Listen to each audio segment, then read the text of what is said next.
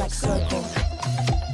When I'm hanging with my friends, I can circle it. I can find anything if I circle it. See something that you like, you can draw around it. Can you circle it? Cause I can circle it. See something that you like, you can draw around it.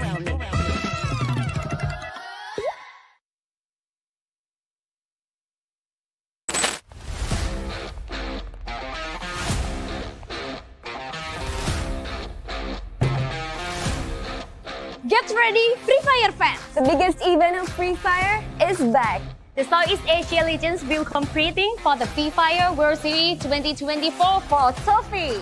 Free Fire World Series Southeast Asia 2024 Fall will invite 18 teams from 4 regions. We have 5 from Indonesia, 5 from Thailand.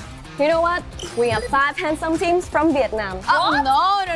Indonesian is better. Everyone knows that Thailand has the best player in the world. No, Vietnam still have the best handsome teams.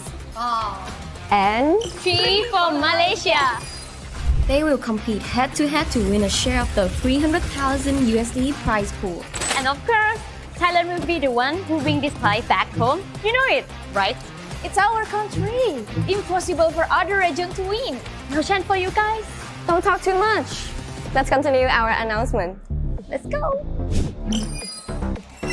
The tournaments will have 3 stages: knockout, point rush, and grand finals. Starting on 16 August 2024, 18 teams will be divided into 3 groups of 6 weeks. They will compete in 18 match days across 6 weeks of knockout stage. Oh, and a friendly reminder, do not give 5 booyah to that team again, my dear survivors. Teams from 4 regions will be sorted into 3 pools to groups A, B, and C. Each match day will feature 2 groups playing 6 matches in the following map order. For map location will be Bermuda, Category, Alpine, Territory, Nextera, and the final map that will be randomly chosen each day to keep things unexpected. At the end of the knockout stage, 6 teams will be eliminated, while 12 teams will move on to the next stage, Point Rush. Over 11 and 12 October 2024, they will play 12 high-stakes matches. No one gets eliminated, but every point counts. These crucial points will serve as a head start points, heading into the grand final stage. The grand final will be on 13 October 2024 in Surabaya, Indonesia. 12 teams will battle in the ultimate showdown across 6 matches. Who will be the champion? Vietnam! Thailand? No, Indonesia and Malaysia. Let's find this out at the Free Fire World Series SEA 2024 Fall!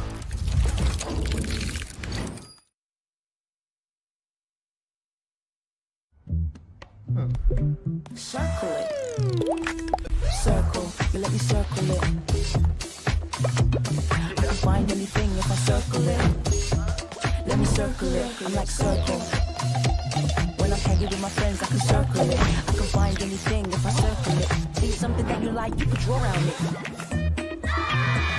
Can you circle it? Cause I can circle it. See something that you like, you can draw around it.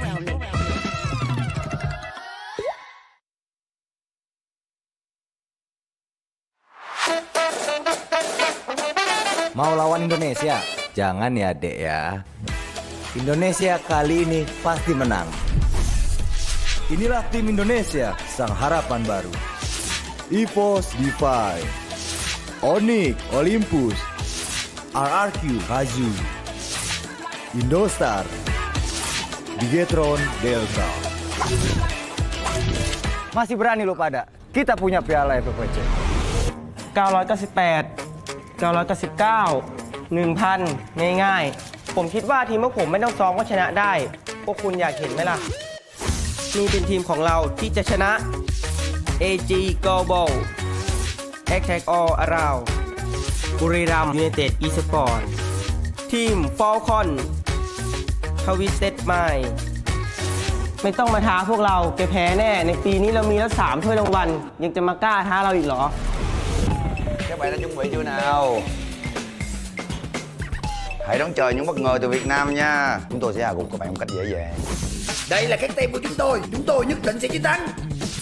B Esport, WAZ, Heavy, Smoke of work.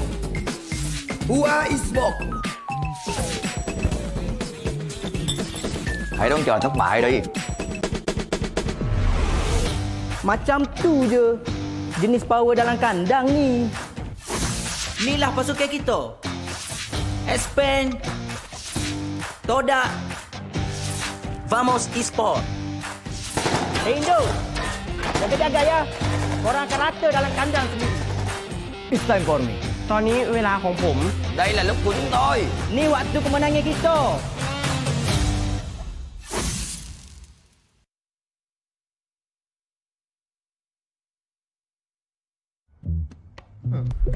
Circle it. Circle, you let me circle it. I can find anything if I circle it. Let me circle it. I'm like circle. When I'm hanging with my friends, I can circle it. I can find anything if I circle it. See something that you like, you can draw around it. Can you circle it? Cause I can circle it. See something that you like, you can draw around it.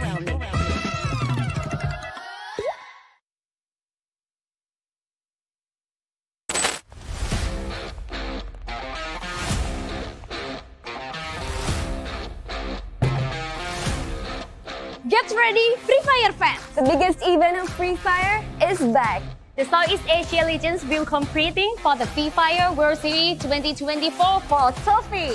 Free Fire World Series Southeast Asia 2024 Fall will invite 18 teams from 4 regions.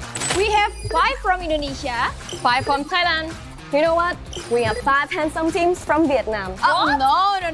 Indonesian is better. Everyone knows that Thailand has the best player in the world. No, Vietnam still have the best handsome teams. And 3 from Malaysia. They will compete head-to-head to win a share of the 300,000 USD prize pool. And of course, Thailand will be the one who bring this prize back home. You know it, right? It's our country. Impossible for other region to win. No chance for you guys. don't talk too much. Let's continue our announcement. Let's go. The tournaments will have 3 stages: knockout, point rush, and grand finals. Starting on 16 August 2024, 18 teams will be divided into 3 groups of 6 weeks. They will compete in 18 match days across 6 weeks of knockout stage. Oh, and a friendly reminder, do not give 5 booyah to that team again, my dear survivors. Teams from 4 regions will be sorted into 3 pools to groups A, B, and C. Each match day will feature 2 groups playing 6 matches in the following map order. For map rotation will be Bermuda, Category, Alpine, Carrari, Nextera, and the final map that will be randomly chosen each day to keep things unexpected. At the end of the knockout stage, 6 teams will be eliminated, while 12 teams will move on to the next stage, Point Rush. Over 11 and 12 October 2024, they will play 12 high-stakes matches.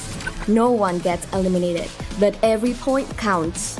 These crucial points will serve as a head start points, heading into the grand final stage. The grand final will be on 13 October 2024 in Surabaya, Indonesia. 12 teams will battle in the ultimate showdown across 6 matches. Who will be the champion? Vietnam, Thailand. No, Indonesia and Malaysia. let's find this out at the Free Fire World Series SEA 2024 Fall.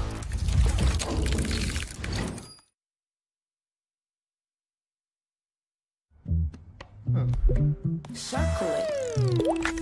Circle, you let me circle it. I can find anything if I circle it. Let me circle it. I'm like circle. When I'm hanging with my friends, I can circle it. I can find anything if I circle it. See something that you like, you can draw around it. Can you circle it? Cause I can circle it. See something that you like, you can draw around it.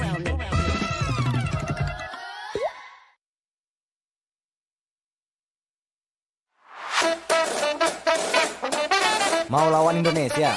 Jangan ya dek ya. Indonesia kali ini pasti menang. Inilah tim Indonesia, sang harapan baru. EVOS Defy, Onyx Olympus, RRQ Hazu, Indostar, Bigetron Delta. Masih berani lo pada? Kita punya piala FFWC. 998 999 1,000 ง่ายๆ ผมคิดว่าทีมพวกผมไม่ต้องซ้อมก็ชนะได้ พวกคุณอยากเห็นไหมล่ะ นี่เป็นทีมของเราที่จะชนะ AG Global Attack All Around บุรีรัมย์ยูไนเต็ดอีสปอร์ตทีม Falcon ทวิสเต็ดไมล์ไม่ต้องมาท้าพวกเราแกแพ้แน่ ในปีนี้เรามีแล้ว3ถ้วยรางวัล ยังจะมากล้าท้าเราอีกเหรอ Các bạn đã chuẩn bị chưa nào? Hãy đón chờ những bất ngờ từ Việt Nam nha. Chúng tôi sẽ hạ gục các bạn một cách dễ dàng. Đây là cái team của chúng tôi nhất định sẽ chiến thắng. Be Esports.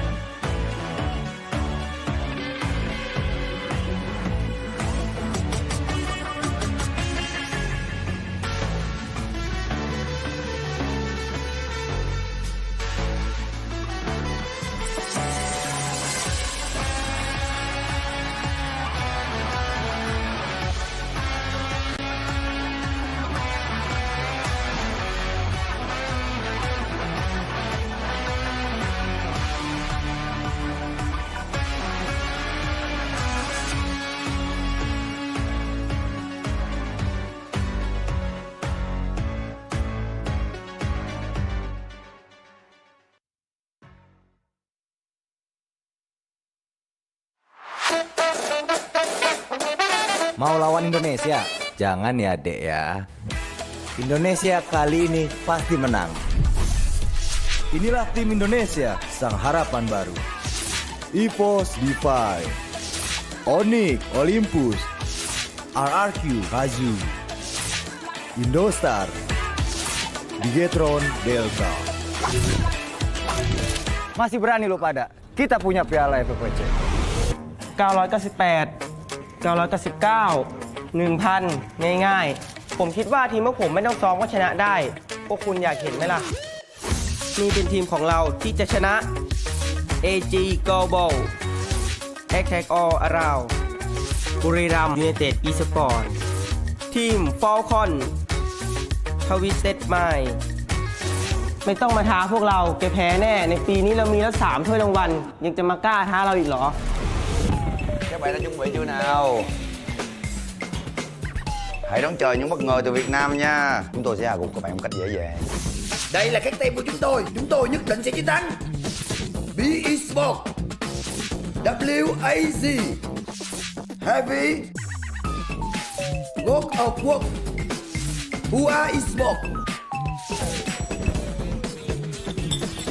Hãy đón chờ thất bại đi. Macam tu je jenis power dalam kandang ni. Inilah pasukan kita. Aspen, Todak, Vamos Esport. Hey Indo, jaga-jaga ya. Korang akan rata dalam kandang sendiri. It's time for me. ตอนนี้เวลาของผม Đây là lúc của chúng tôi. Ni waktu kemenangan kita.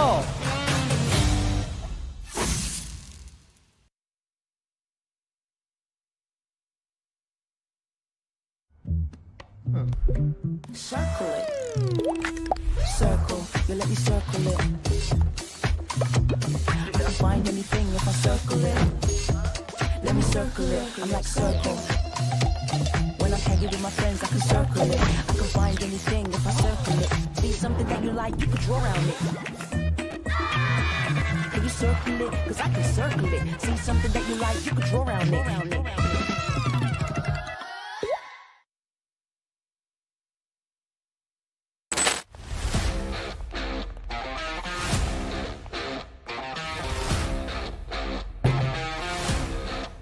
Get ready, Free Fire fans! The biggest event of Free Fire is back. The Southeast Asia Legends will competing for the Free Fire World Series 2024 for trophy.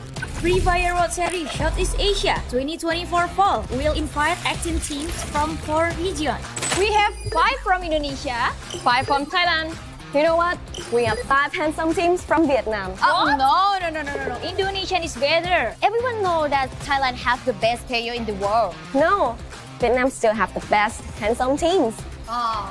And 3 from Malaysia. They will compete head-to-head to win a share of the 300,000 USD prize pool.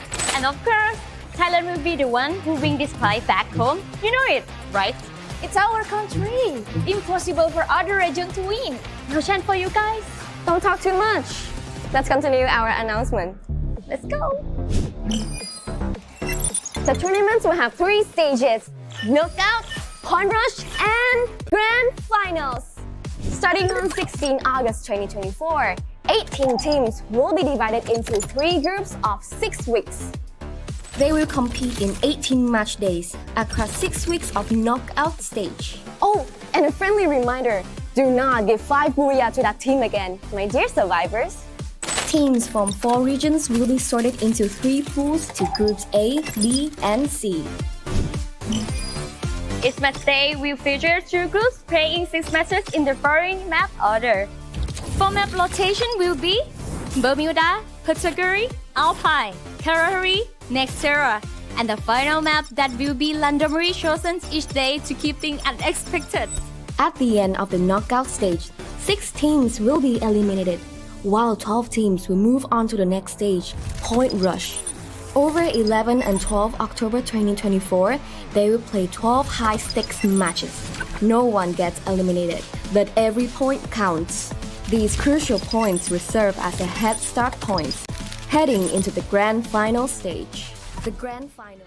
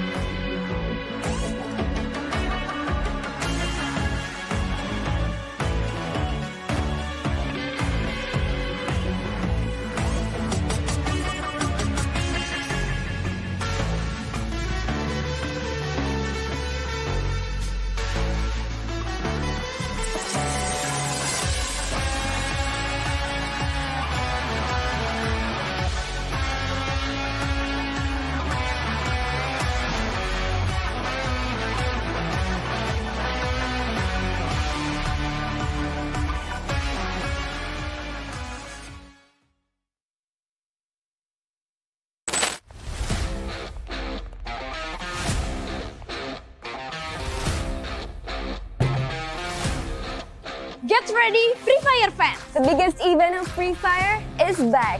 The Southeast Asia Legends will competing for the Free Fire World Series 2024 for trophy. Free Fire World Series Southeast Asia 2024 Fall will invite 18 teams from 4 regions. We have 5 from Indonesia, 5 from Thailand. you know what? We have 5 handsome teams from Vietnam. Oh no. Indonesian is better. Everyone know that Thailand has the best player in the world. No, Vietnam still have the best handsome teams. And 3 from Malaysia. They will compete head-to-head to win a share of the 300,000 USD prize pool.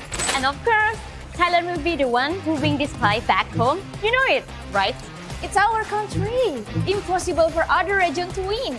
No chance for you guys. don't talk too much. Let's continue our announcement. Let's go.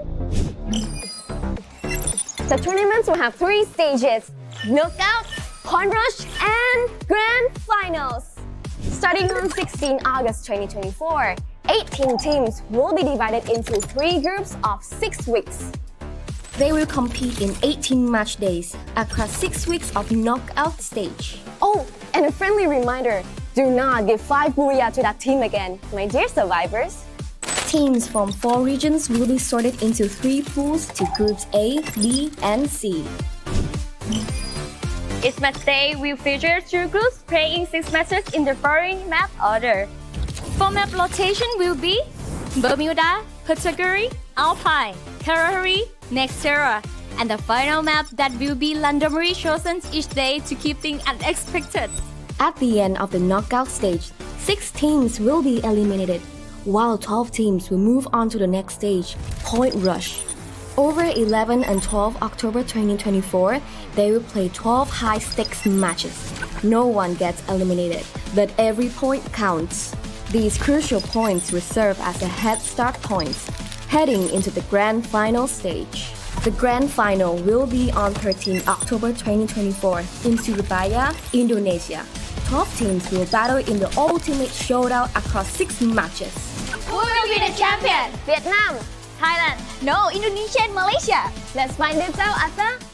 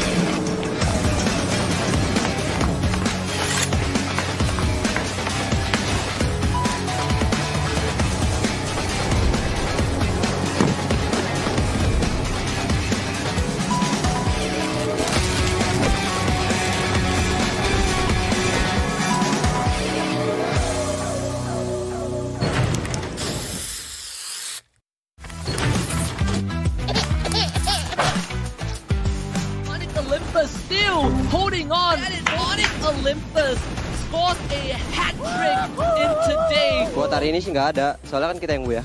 Jutsu onto half health. His lost razor is just down to Jutsu. I think career rampaging. Buriram secures Booyah number 1 and 6 เลยattack all around. Foki strike to survive. Riptide Rhythm drops the defenses. Malaysia with the first Booyah through Todak. Saya rasa ya mulai minggu ini kita bolehlah berbuat lebih banyak. Yeah, Falcons trying to focus on Onyx first before dealing with RRQ. Siap aja. Back this down, Ma'al with the close quarters connection. Mini Uzi! Finals! Semoga aja kita bisa lolos ke grand final.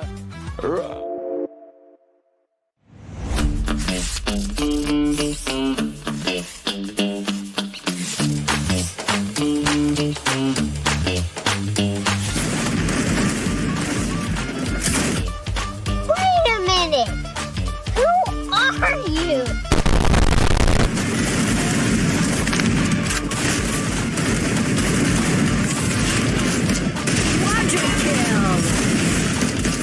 Dominating.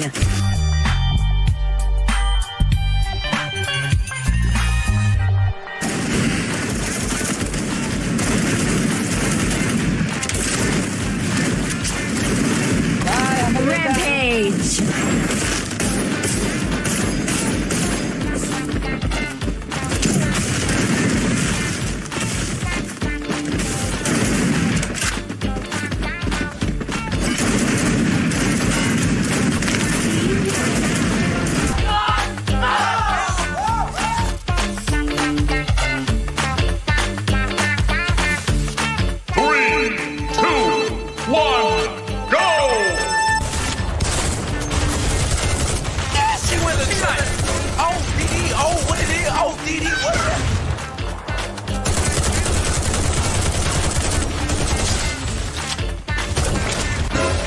Yeah, boy.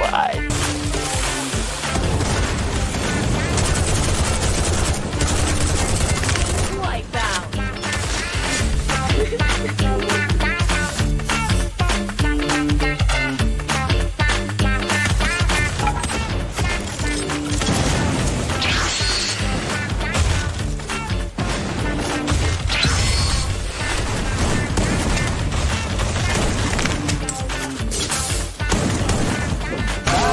Triple kill.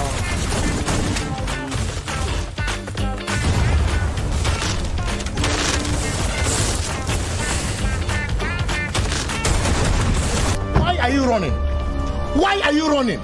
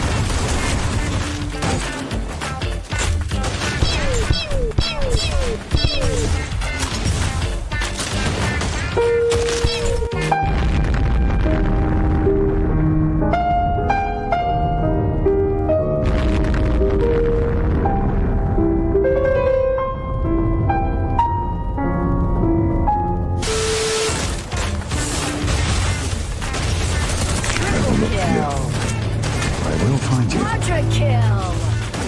I will kill you.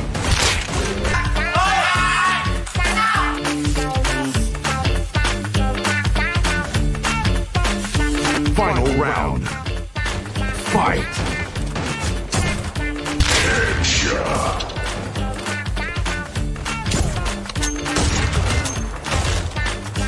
Triple kill.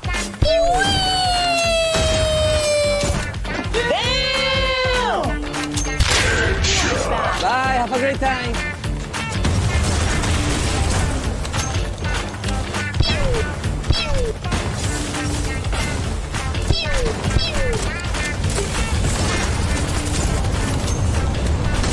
Perfect KO. Dominating.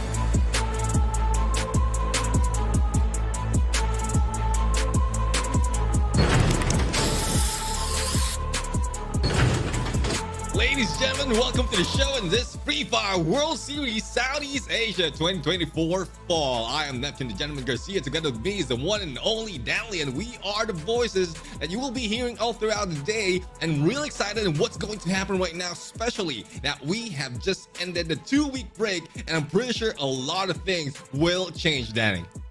Oh, definitely. I think in particular for all of our Free Fire fans out there, you guys know that we just had a patch update and it literally dropped at the beginning of this month. So our teams, they have had 2 weeks to get ready with this patch. And I think some people are going to have some questions. So firstly, is our newest character playable this week? So I can confirm that for this week, Leela will not be playable, but she might be playable next week onwards. We are just sort of double checking to make sure that she is in a stable state. So keep an eye out, but no Leela today for anyone that might be curious. But we've got to talk about this patch, Neptune, because there were some major changes. We had some nerfs going in towards some of our most used weapons, and we had some buffs going to our lesser used weapons. And I think in particular, I think we kind of have to highlight the Trogon. You just saw a replay of Barn just plugging all those grenades.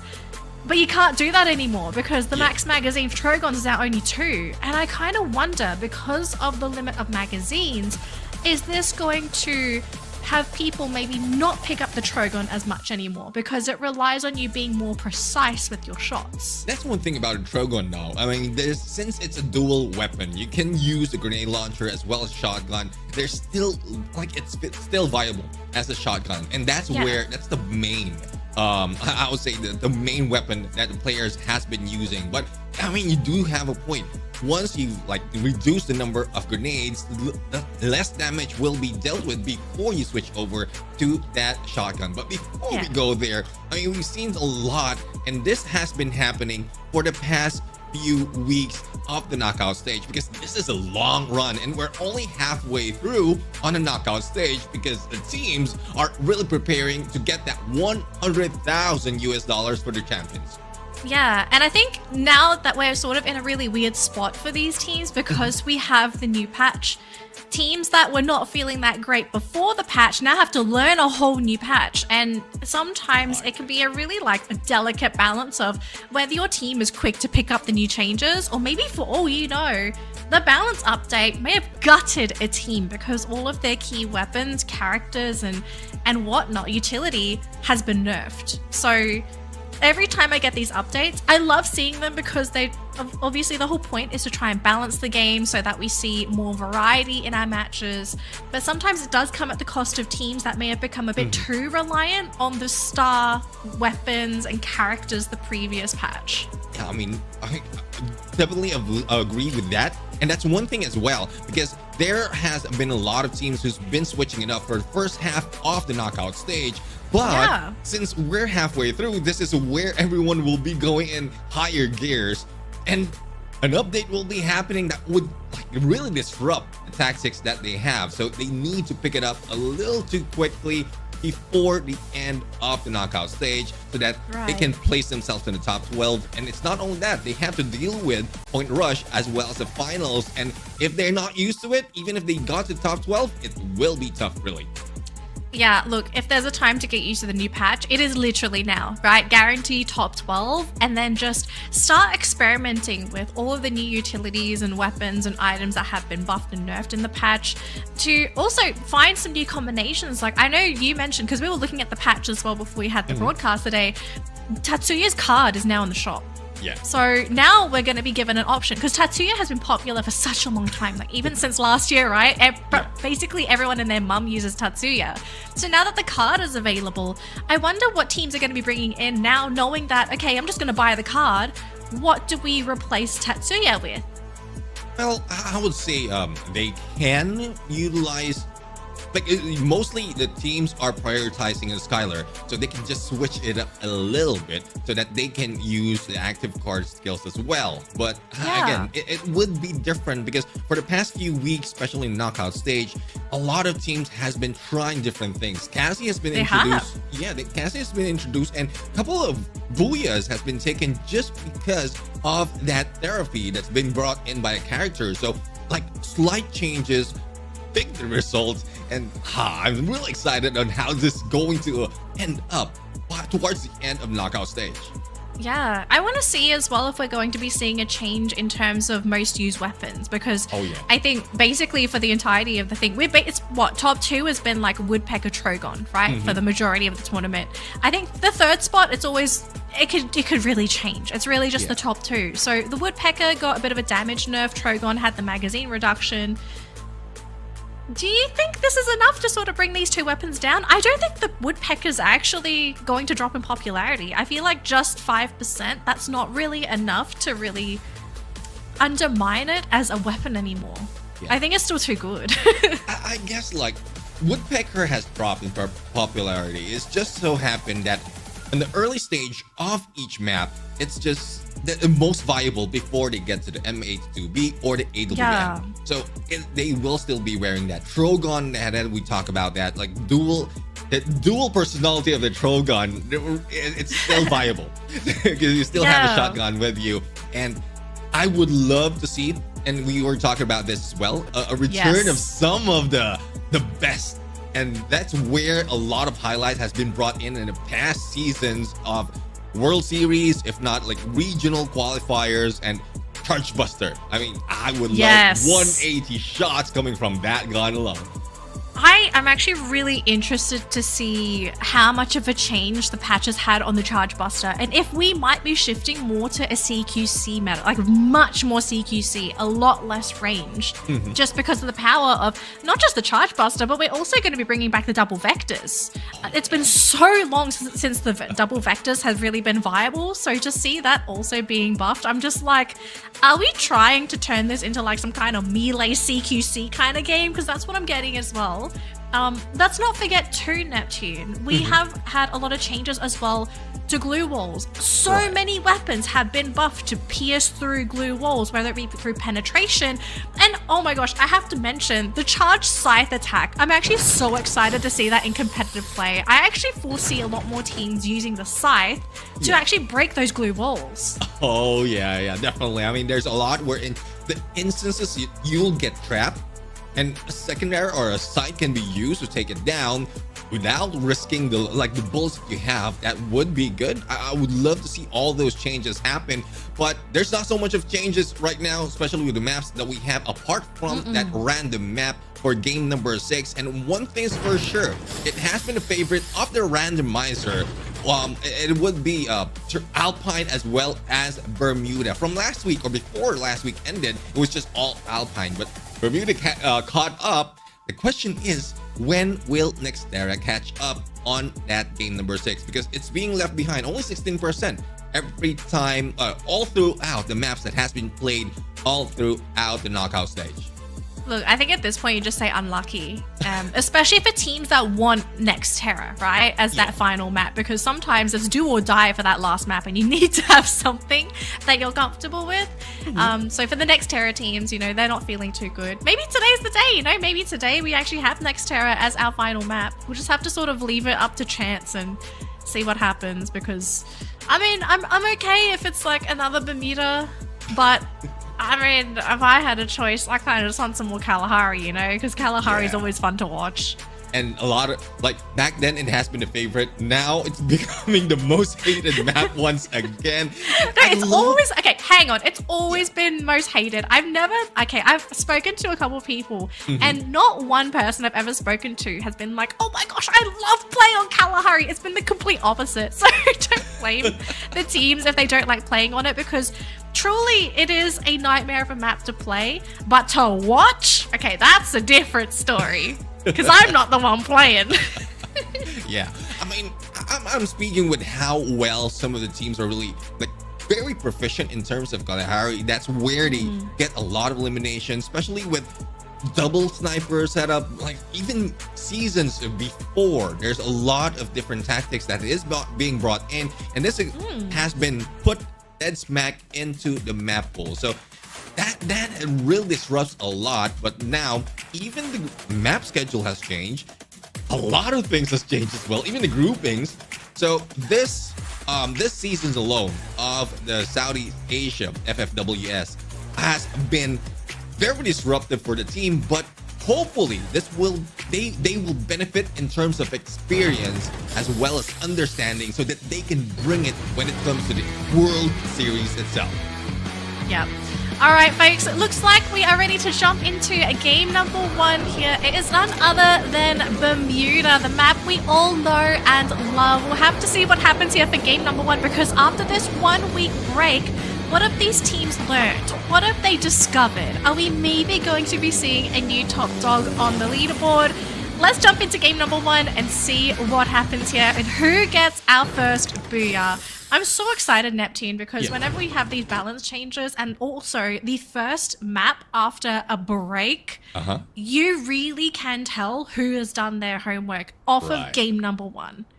Yeah, definitely. I mean, you will see like a lot of teams will be switching up in terms of drop zone, because even from before, Todak, Expand, like Malaysians always dropping it against each other, and that's a reason as well why they're being left behind. So let's see if any one of them will be making those change. And as you can see right now, we have GOW on this trip going against Attack All Around, and Vietnam United, it will be left alone. Clock Tower now is out in the open. Only one BE Sports is in there. So I guess this is what we're talking about. They have changed their ways because they know they were failing before.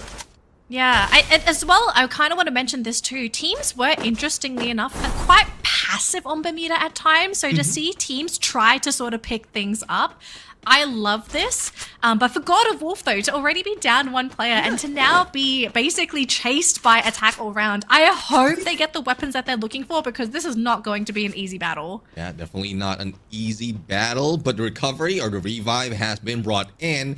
But it's a good, insurance policy, but hopefully there's no one in there waiting for them on the other side. The Indonesia on one side has the approach of Limit, might be able to go in for the pinch against the 2 players of GOW, but as you can see, Cougar and 2 players from Attack All Around is moving away from that formation. So I guess they're cutting the approach, and Limit from afar, not even targeting GOW. It is Vietnam United that spotted, and that will spell trouble with 3 teams in this area. Yeah, and Dian also knows the position of Limit too. So God of Wolf, they're not going to be basically ambushed from that corner. But look at this, the Cougar coming in with the vehicle to come and reinforce his teammates. And God of Wolf, poor Tao, he's all alone against 2 players from Attack All Round. He has the glue walls thrown down too, but I don't think he's going to be able to do it all on his own. 2 versus 1, down to 9 health, and he does get dropped there. Oh boy, but Dian coming in for the rescue, getting the down himself. Yeah, and there you go. The trade-off has happened, and let's see who will be backing off. Though Attack All Around is kill leader at this point, but not so much there on the elimination. We are seeing Jump God as well as Cougar for the shot, while Limit is being focused right now. But this is a deadly combination, and we're seeing distraction being brought in by 2 players of Attack All Around, leaving Limit to get a good angle. We've seen what he did to Wasana in the kill feed earlier. We might be seeing GOWs going down 1 at a time. Distraction plus long range, Attack All Around is becoming trouble at this point. They are becoming trouble, and unless God of War can somehow stabilize, try and find a safe spot, some kind of vehicle, anything to just get out of the vicinity, I just see their players going down 1 by 1. They're going to be able to get Dian here as well. Poongod does get dropped in the meantime, but I mean, Attack All Round, they've got their entire team here. God of Wolf on the run. This is a really tough game here for this team, and if Ton goes down, which he does get sniped, Limit! Incredible sniping job. Yeah, I mean, Limit has been one of the guys in the highlight that we had earlier, and it is not because of like any flashy plays, because he's done a lot in terms of sniping, even beating Moshi, even beating Zoo at some point. But right now, speaking of which, they are going against Vietnam United, and this is a chance for them to really prove that Attack All Around has done a lot, because from the past, like before this day started, their global when we talk about the group. So there is still a lot of trouble, but yeah, still the same though for AG Global and Attack All Around, and 22 points to get to that 4th spot. So there's a better chance for them, and they're taking it right now. Aggressiveness is on point for Attack All Around. Hopefully they just don't fall short towards the half of this map. Oh, this could be a bit of a tricky situation here because AG, we know this is a very aggressive team looking to advance onto PE Sports, but they just need to get that vision. And they actually found Nero. Oh boy, Nero, their scout is down. PE Sports, they're stuck in that compound. What do? Oh, let's see what they can do. I mean, we've seen a decline of gameplay, or I would say decline of performance from PE Sports. We're expecting them to perform a little bit more because of the experience that they have, especially on EWC. But right now, they're being left behind. Even like going back to the basic, they are struggling to do that, and even AG Global stopping them to try that once again. Though AG Global slowed down on being aggressive, they're like aggressive in close range. Because most of the time, they're very aggressive on the long range, especially with Do on the snipe. Oh, so we do have 3 teams on the screen here. We have Vamos, Hua, and Expand. Expand actually going to be heading over the mountain there, but do they know that Hua is there as well? They're very close to each other. Oh, it seems like it. And there you go. Shot. Death. Putting down Mikit, and that is just when they are about to peel out, and it's not stopping them. 2 went down already for the side of Expand, and they will be flying in, plus the vehicle not giving them any chance to get away. But that is good. I would say good spot for Vamos as well. Oh, Yanbin missing the missing the chance to go. And no, he did stop. Might be able to see him. Did they spot them? Oh no! They didn't spot them, but they do see Ketchik and Mikit coming in. But hang on a minute though, I think Shin spotted them instead. He had his own vehicle! Expand! They thought they were going to be able to get the revive sim, but they have had their 2 last players spotted, and also their dropping players in spotted as well. What a horrible start to the game here for Expand. They are going to try and recover this as much as they can. Axel is down, 4Cap is down. It's down to Mikit and Ketchik to try and keep this game alive. But look at this though, Vamos maybe sticking their nose into Hua's business and they get death! June right now for the elimination of one of the players of Hua, and that's when one of their players or Hua Esports has just been revived. When they thought that they will get or take advantage of that team, they are being gunned down. Pinch right now. Riptide Rhythm being brought in by Vamos, plus the Pinch being pushed by Vamos. Legolas right now, the coach in the game. I love how it's showing up right now. Let's see on how it will perform all throughout this day. Oh man, and Moshi actually getting the secure in that engagement too. This is such an awkward spot for Hua. And oh my gosh, look at this Wasana! He gets McRory. Vamos! They're like, where are these shots coming from? And little do they know, on the other side towards the inner circle, they have Buriram watching them like a hawk. Oh, Vamos, I hope they're going to be able to find another way in, because there's no way that they can bypass Buriram here. Yeah, I was excited seeing Legolas back in play. I was thinking that he will like sitting it out.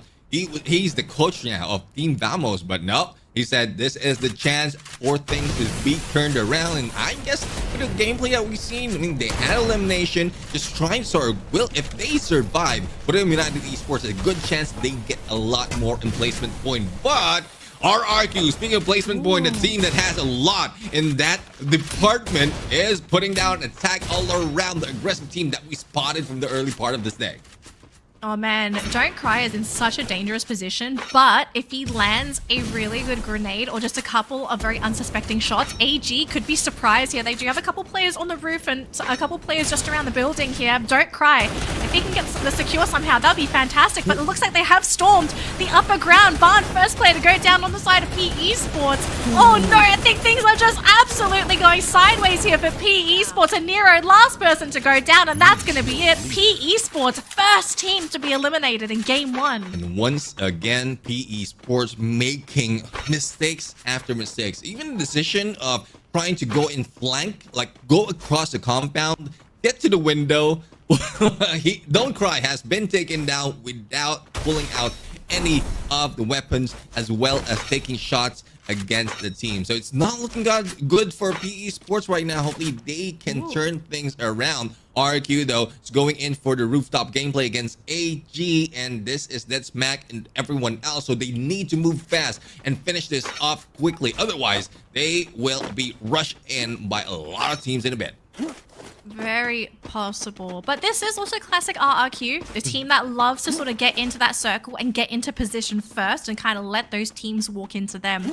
And it looks like for them, they're just trying to find that spot where they want to be. Unfortunately, I don't think they realize they could be neighbors here with AG Global, which they have spotted, but Abe just gets clipped in the head. And stop right now. A little too good in accuracy. And here comes the jump. RRQ right now will be surprised from above. They need to get away. The pickup has been done though for RRQ, but here comes the flank to one side. Caramel and Duel receiving a little bit of damage though, and this might be what RRQ needs to get that advantage. But as you can see in the high horizon, a lot of teams will be waiting for them, so they need to end this 20 seconds, 30 seconds, otherwise just pull out and flank so that they can get into a better position. Yeah, so RRQ gonna hang tight. AG Global though themselves gonna be switching up where they want to be. Maybe trying to get into a better position and really just get out of RRQ's eyesight, right? You don't want to be dealing with a team that loves to sort of play that very campy style. But looks like God of Wolf, they might be struggling if they get spotted here by AG, because we know for a fact that AG if he wants to pop your head, he knows how to. So let's see if they can catch sight of them, because they're running in the opposite direction, actually running away from God of Wolf. Let's see on how will this work. God of Wolf. And this is... Yeah, I mean, this is the most instance that we've seen RRQ take advantage of engagement. So I guess AG Global will try to pull away, because they have been they have been poking on RRQ's nest, but knowing that another team on their left is coming in, so they're being cautious right now. Oh, interesting. We've got a portal go actually connecting from God of Wolf to RRQ's compound. I'm kind of wondering, is this maybe RRQ looking to maybe storm that compound themselves? Maybe thinking about it, keeping the options open.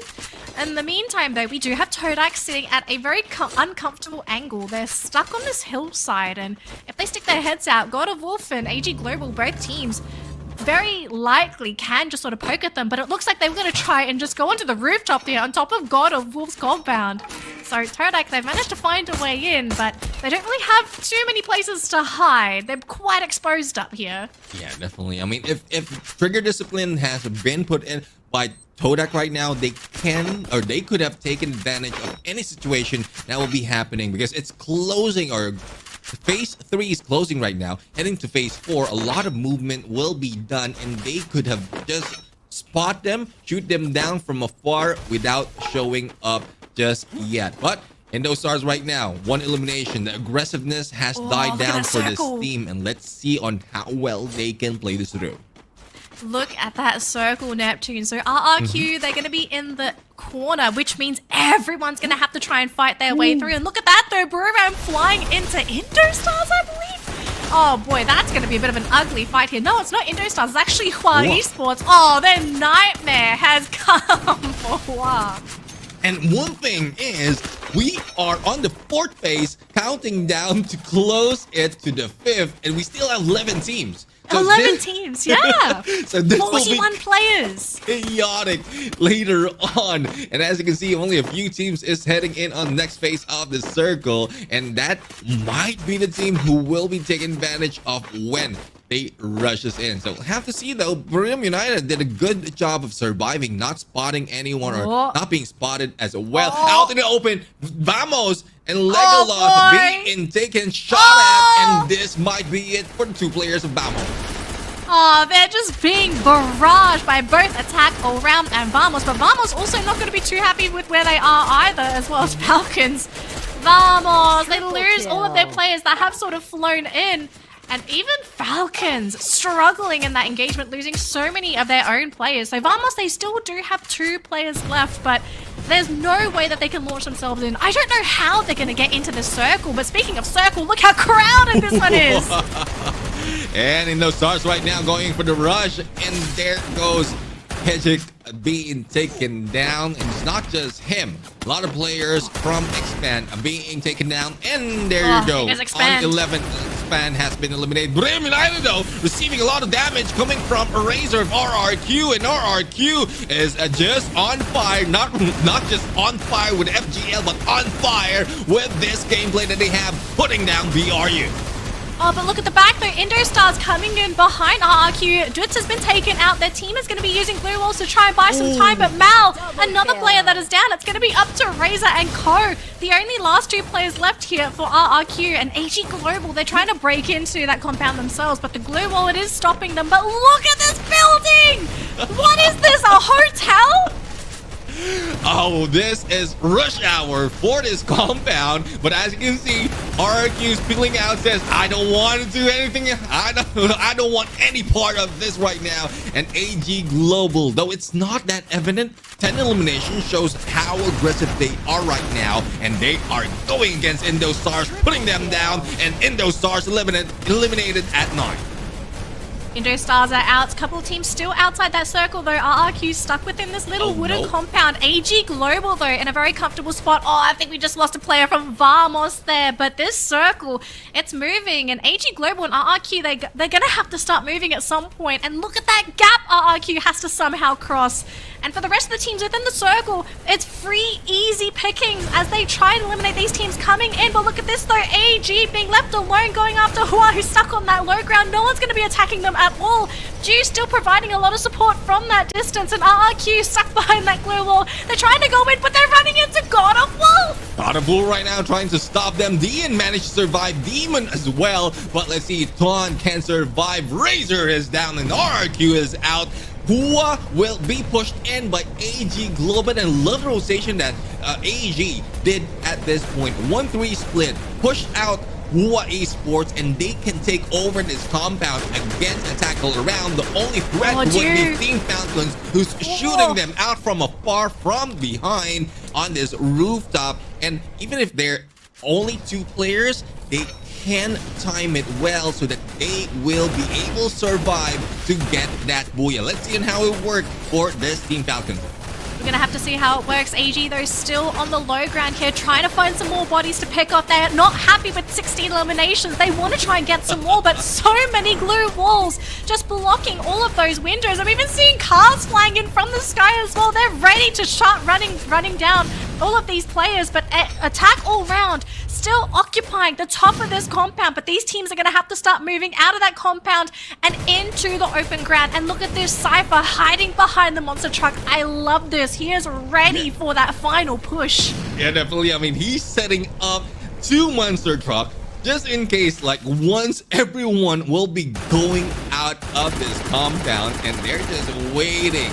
And this is really where patience will be a virtue, especially if they get a lot more of elimination. Up to 18 already, and Cougar is down. And rescue might be happening. That was just bait for AG and Jump God. Poon God, the only one remaining, plus Limit inside. I think attack all around is being attacked all around, but Do has been taken down, and that is brought to us by 2 players of Team Falcons. But Cypher managed to take out attack all around. Still 4 remains, but 10 players alive. Oh my gosh, Falcons, they still have 2 players. They're going to try and play around AG Global. The monster truck is in action. They're running out of space, and look at this. It's coming in Self-Flame. We've got some roadkill here. Peter, first player to go down for Falcons. But look at this, though. Limit still hiding within the compound. He's going to be able to get 2nd place for the team. Actually, could they maybe win with Limit? Oh, let's see. I mean, Limit has been healing up a little bit too early. And no! Denied! Limit for the booyah! Attack all around! Medic gameplay for this game number 1. Oh my gosh, what is that, Neptune? Bermuda. 4th, 5th circle, 11 teams, 41 warm bodies on the map. We saw so much happening within those last 2 circles.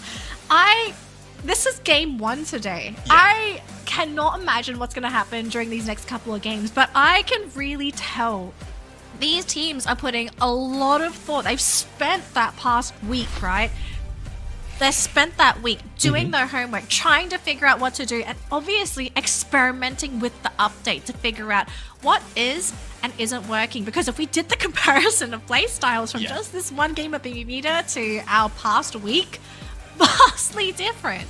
Yeah, definitely. It's very, very different. And I still can't get my mind out of that final gameplay that we've seen. It was just AG Global already set up to go in for that booyah. It just so happens that Team Falcon is in the mix. Team Falcon took out the duo, and to our surprise, Limit is in there. He was the first one who started healing up, and he was the last one to go down for that booyah. Yeah, I mean, for him, it was basically cross your fingers, right? Cross your fingers that you can outlast the opposing team, because essentially that fight really went down to the wire for our last two teams that were actively fighting. And so the question I kind of have here is, like, imagine if Dew didn't land his shot. Would that booyah have actually not gone to attack all round, and maybe actually would have gone to the opponent? Yeah, I mean, it might, but regardless of which, how aggressive AG Global is right now. It's not just AG Global, just this this is the literal definition of battle royale right here, dude. Okay, look how many players are here. Yeah, and this is it. This is it. I mean, it was on fire of Team Falcons that denied them of that booyah, and I love how it ended up. From what I'm looking at it looks like it's very predictable. It seems like it was predictable, but this is what we love about Battle Royale. The dynamics on how you can grab that win, that booyah. It is just 3 teams in that fight. Oh my goodness. I'm loving this, especially with how much study, homework they've done. And will this be paying off all throughout this next 3 weeks? We'll have to see. Look, we're gonna find out, right? Like, these teams, even though they're winning or they're losing, they're also learning how to adapt to their opponents. But we do need to move over to the interview with Attack All Round. So let's see what they have to say after securing the first booyah of the day, playing medic style. In a moment. Hi guys, welcome back to the second half of Free Fire World Series SEA FALL 2024. Here with us again, and this is Kuka from Attack All Around. Put your hands together for him. How do you feel? Any pressure? Do you have any pressure because you come back in the name of Attack All Around and you are competing right in the first day? รู้สึกยังไงบ้างคะตอนนี้แบบกดดันไหมหลังจากที่แบบว่าพอเรากลับมาในนามทีมใหม่แล้วก็มาอยู่ตรงนี้เลยไม่กดดันนะชิวๆอันนี้เล่นแค่ 10% เองนะเนี่ยอันนี้ยังไม่เต็ม100 Okay, really? Not pressure at all because I play just 10% of my ability, not even 100%. You just put your effort just only 10%. What will happen if you put your effort like 100% in the game? เขาบอกว่านี่แค่ 10% แล้วถ้าเกิดเล่น 100% จะเป็นยังไง โอ้โหผมบอกเลยลั่นๆอ่ะลั่นกว่านี้ผมบอกเลยลั่นแน่แหละ It's gonna be the game changer for sure. Like all the team have to be scared of me. Yeah. So this is the first time for you to come back in the league. I'm so exciting for you guys. And do you want to say anything to other regions because you came here? เพราะว่าเราเพิ่งได้กลับมาหลังจากที่แบบมาครึ่งหลังมีอะไรอยากฝากถึงรีเจียนอื่นไหมคะเพราะว่าเรามาแล้วตอนเนี้ยอ๋อไม่มีครับรอดูผลงานดีกว่า Nothing, just wait and see my performance.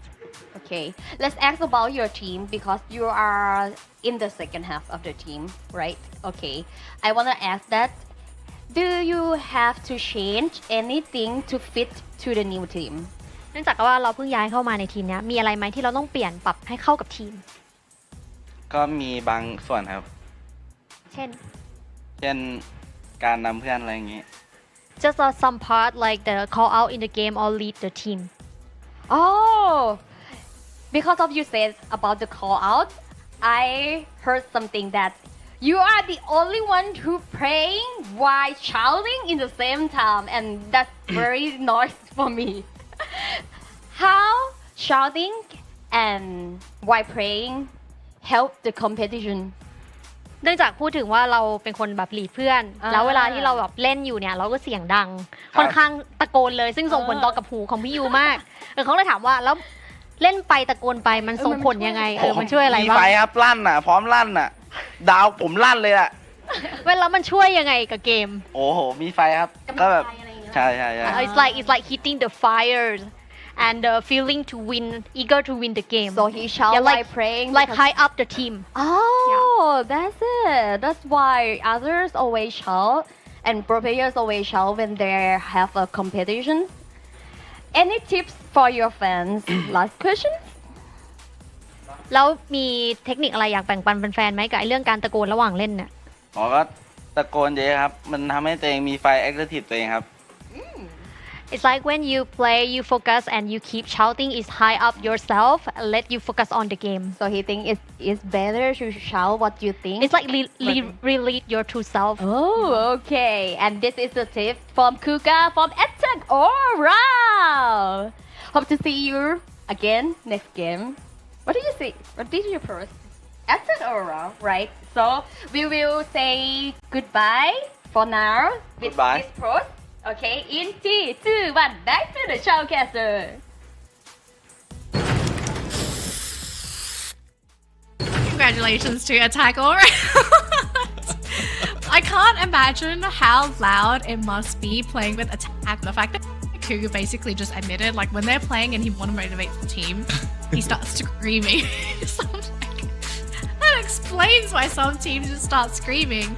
But I mean, if it works for them, it works for them, right? Yeah, but I'm imagining that was like just to sugarcoat how like the shouting, because I'm pretty sure the shouting is not just to motivate, but also like to it hypes him up, but there's a lot of emotion that is being brought in, because like Cougar, especially for Cougar, he it's only a month that Attack All Around, or he has left Team Falcons and he's now part of Attack All Around, and there's a lot to prove being in a different team. So I guess that passion, that energy, it's just showing up on the gameplay as well as on the LAN setup itself. Yeah, and I do appreciate that he did sort of share with us the fact that, you know, when he made that move, he had to sort of adjust his communication style with his new team, right? Because when you change to a different team, you're playing with completely different people, and sometimes teams have vastly different ways of communicating. And for him to be able to adapt so quickly, I think that's a testament of just how good he is, but also maybe how receptive that his team members are of him as well. Yeah, definitely. I mean, I love how they're turning up right now, because Attack All Around, I mean, from the early parts of the knockout stage, they were not doing good. They're not doing well, but slowly, every week, they are showing up. Every week, they're coming up in each match. And even on the next map, on the next map of Purgatory, currently out of this group, they are second, next to RRQ from Group B, and they had two Booyahs already in this map. So a huge potential that this can be a back-to-back. Could be a back-to-back. It's going to be a big boost of points for the team as well. Maybe a big moral boost. I think that in particular would really push this team to the next level. I mean, the fact that they said they're only playing at 10%, you know, it kind of makes you wonder, like, what's the 90%? Like, what's the other 90% look like? I don't think they're going to show us until like the playoffs. So just relax, guys. You know, Attack All Round. They're going to attack whenever they feel like it, but they will attack all round in the final. I promise you. But go on. Yeah, we have the key players right now. Caramel, and this is what I love about Limit. I mean, he might not be the MVP most of the time, but he really brings in a lot in terms of gameplay. This time it's just Glue Walls destroyed, but it's not just the Glue Wall. The elimination that he brings in, or the damage that brings in before teammates can eliminate opponents, it really helped Attack All Around all throughout. But this is what I'm talking about. Despite of not getting that Booyah, they still grab that #1 spot for this game because of all the elimination. But let's not take it away from Attack All Around gameplay, meta gameplay. And that's brought in by Limit in this game, plus Falcon being number 3, surviving despite of only 2 left in that chaos. Yeah, and actually, I think we also have to sort of have a look towards the bottom of the bracket, you know? It's just seeing Buriram down there in game number 1. Like, that is very unexpected for this team because we've seen them blow up in those previous weeks. So I guess maybe today is going to be another slow week because this team is really weird sometimes, right? They have days where they're just like, they're on from game number 1, and then other days where it's like they need 2 to 3 games to kind of warm up, and then it's like, okay, game 4 onwards, they're awake. So I'm wondering, you know, like, is today going to be one of those days? Because if you're giving this opening away, you're giving a chance for RRQ, for AG to catch up in points. And, you know, sometimes just having that first place, it boosts your ego. You kind of need that ego if you want to play at your best. Yeah, I mean, it would work if they're aiming for the MVP, but you know how Buriram United is. The MVPs just go all throughout all the players, and it's really tough to tell which among these Buriram United players can grab that weekly predator. But one thing's for sure though, despite of how or what gameplay, or even if they don't show any gameplay, they are in a 200 plus lead for that top 12. So it's not that easy to bring them out or to kick them out of the top 12. So they can chill, especially day number 1. It's all of a studying what will be brought out by those who have like got too excited to pull out their trump card. Sure. I don't know. Sometimes I wonder, like, if this team doesn't get first place in the group stage, I feel like that does impact them mentally. But then again, this is just my kind of observation with this team. Like, they can be amazing. I think we've all seen this team really pop off, but it's just they always seem to fall short in that final stage, right? The most critical moments of a tournament. So who knows? We'll have to see what happens with them. But everyone else, though, these other teams, they're still scrambling for points, right? Not just to guarantee their top 12, but for the teams towards the bottom of the bracket. There are some teams that still haven't made top 12, and there are some teams hanging on to top 12. So I guess we kind of have to put our attention to them at some point, right? And to see, we'll do a status check on our bottom teams after this matchup, because there are some teams that are at risk of dropping down, and other teams actually potentially in a good spot to make a jump themselves. Yeah, I mean, the tough spot really goes to a 3 Malaysian team. Because, like, to be able to get to the top 12, they need 100 points. And it's not as if the other teams are not getting any points. If they will be resting all throughout, like all the teams above them will be in a break, yes, they might be able to do so. Yeah. If they double it up, they might have a little bit lead to maintain or to keep themselves afloat. But the rotation of the group stages is it's predictable because it's known, but it's not that you can find an easy pattern on how to get to that top 12. Right. And as well, right, if you think about it, you're behind by 100 points after 3 weeks of play, and you've hit the halfway mark.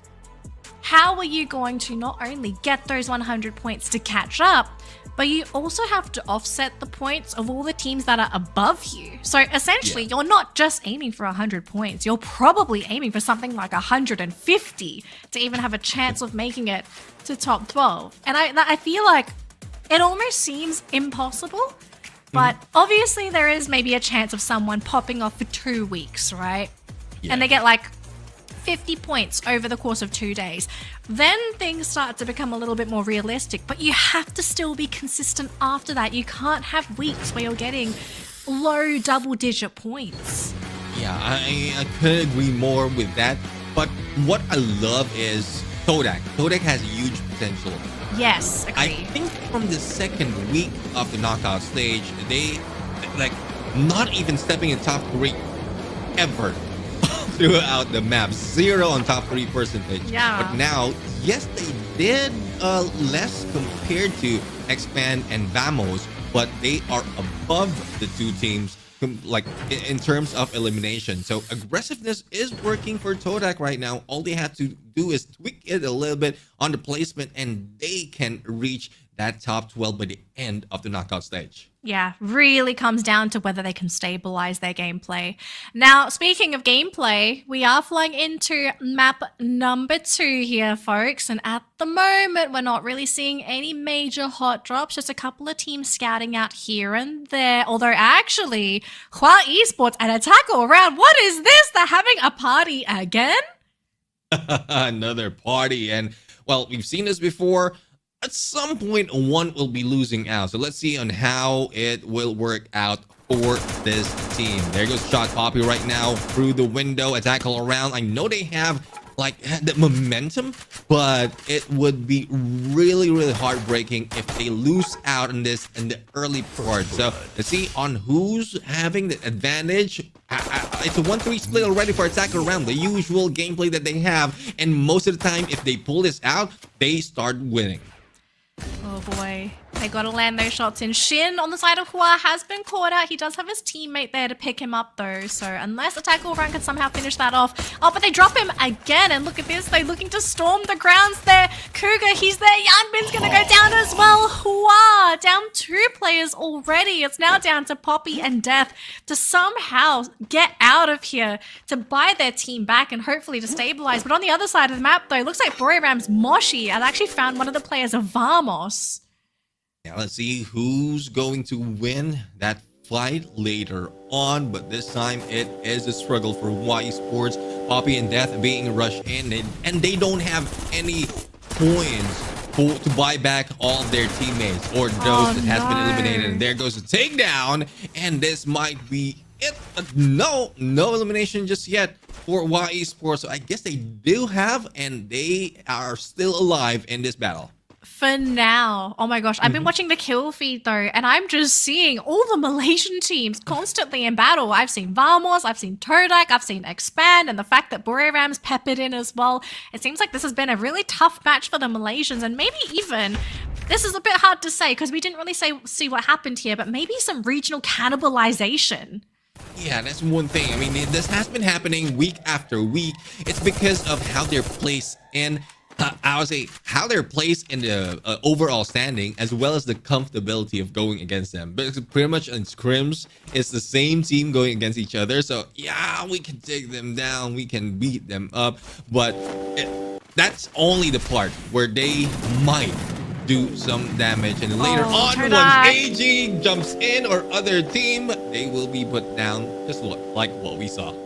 There goes Fikri. Now, AG, it looks like they might have been spotted here by Indostars. Feist is there, so I think they are aware of AG's placement. Now, keep in mind, AG, they are a little split for the most part, but we're going to have to see if anything happens. It looks like for now, no gunshots. They're just busy looting, so a bit of a dangerous encounter, but thankfully nobody decided to pull the trigger yet. Just keep it slow. Don't give too many of those eliminations away, as Legoloth going to be caught by Moshi, and Trap's going to go for 2 buybacks there for Raja and his teammate there. So Todak, it's just constant buyback game it looks like for them.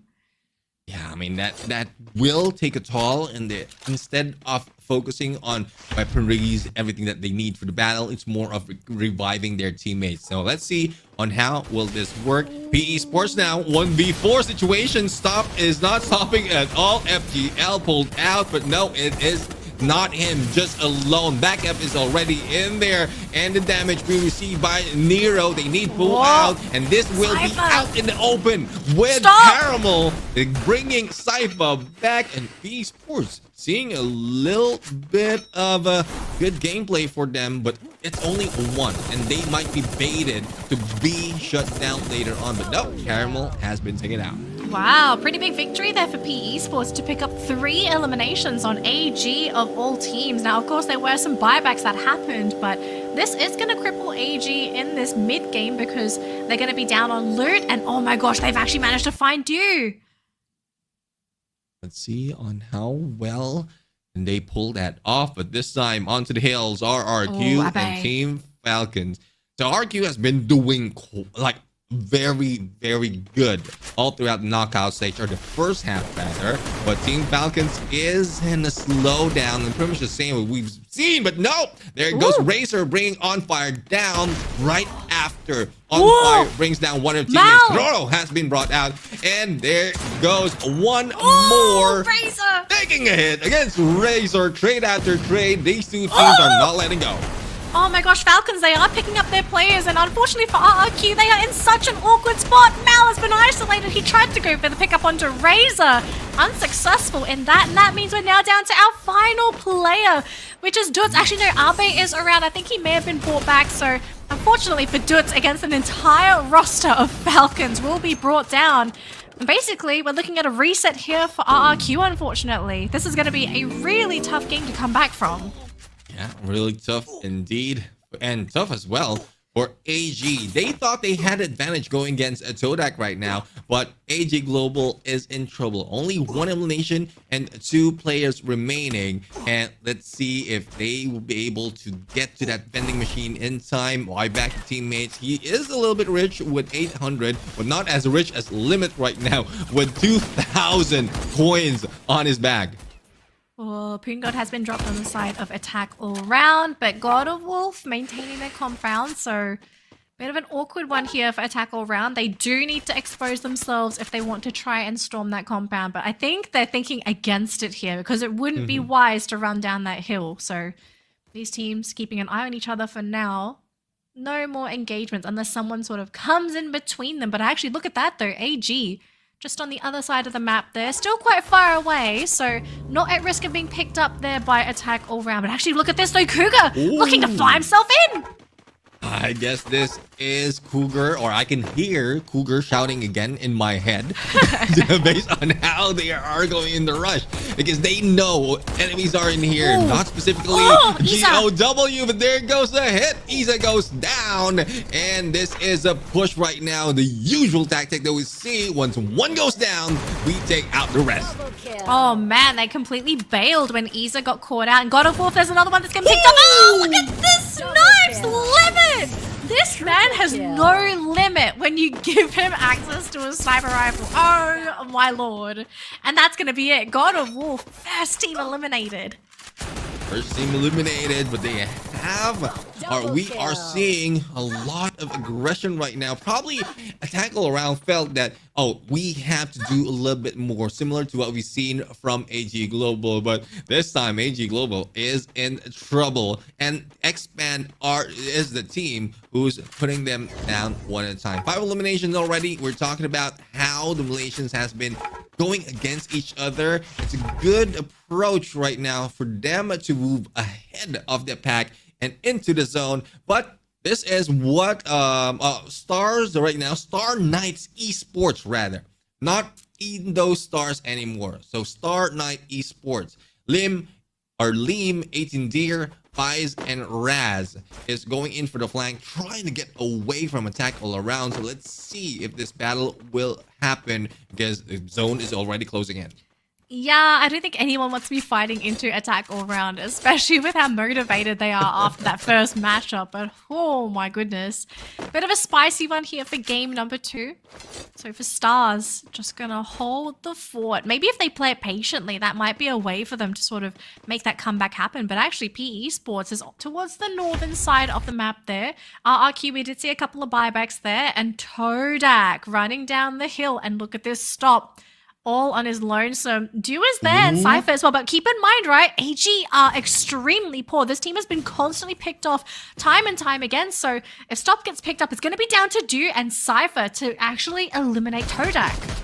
There you have it. I mean, FGL plus the flank, or the pinch, rather, by Todak. It's looking good for Todak at this point, but they're still playing it outside of the blue, and they're making a lot of noise. This will attract the attention of those already inside of Circle, but we're not seeing anyone on the horizon though, but there might be a few who will have their crosshairs directed onto Todak. So out in the open, might be in trouble, but this time working a little bit well compared to what we've seen earlier.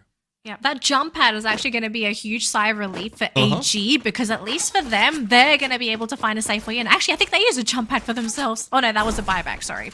2 players brought back flying in.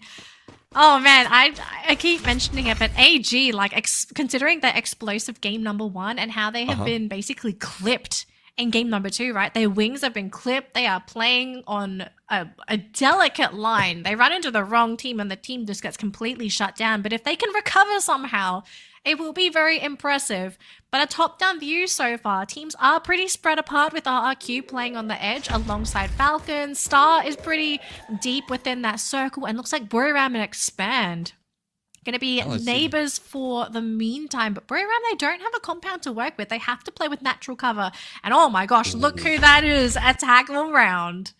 Yeah, tackle round's in there, but if I'm not mistaken, one player from a tackle round has been knocked out, and this time on this side, RRQ is putting a lot of pressure on Hawaii Sports. But why not? Because they are the possible gatekeeper or is potential for Hawaii Sports. Whoa. And RRQ is just clearing the road. Last one, and Dutz goes down. Abe and Maal needs to make the right decision, otherwise they will be eliminated with not so much of elimination points. Yep, they will get the pick up, and Dutz is going to be able to heal himself back up as well as Mal, but these guys are going to have to start moving in very soon. And look at that, wow, eliminated in 11th place. So RRQ, that aggressive play, paying off for the team. And look at this though, we see Ketchik flying in here for Expand, going right into the compound. Surprised they weren't caught up by a tackle round.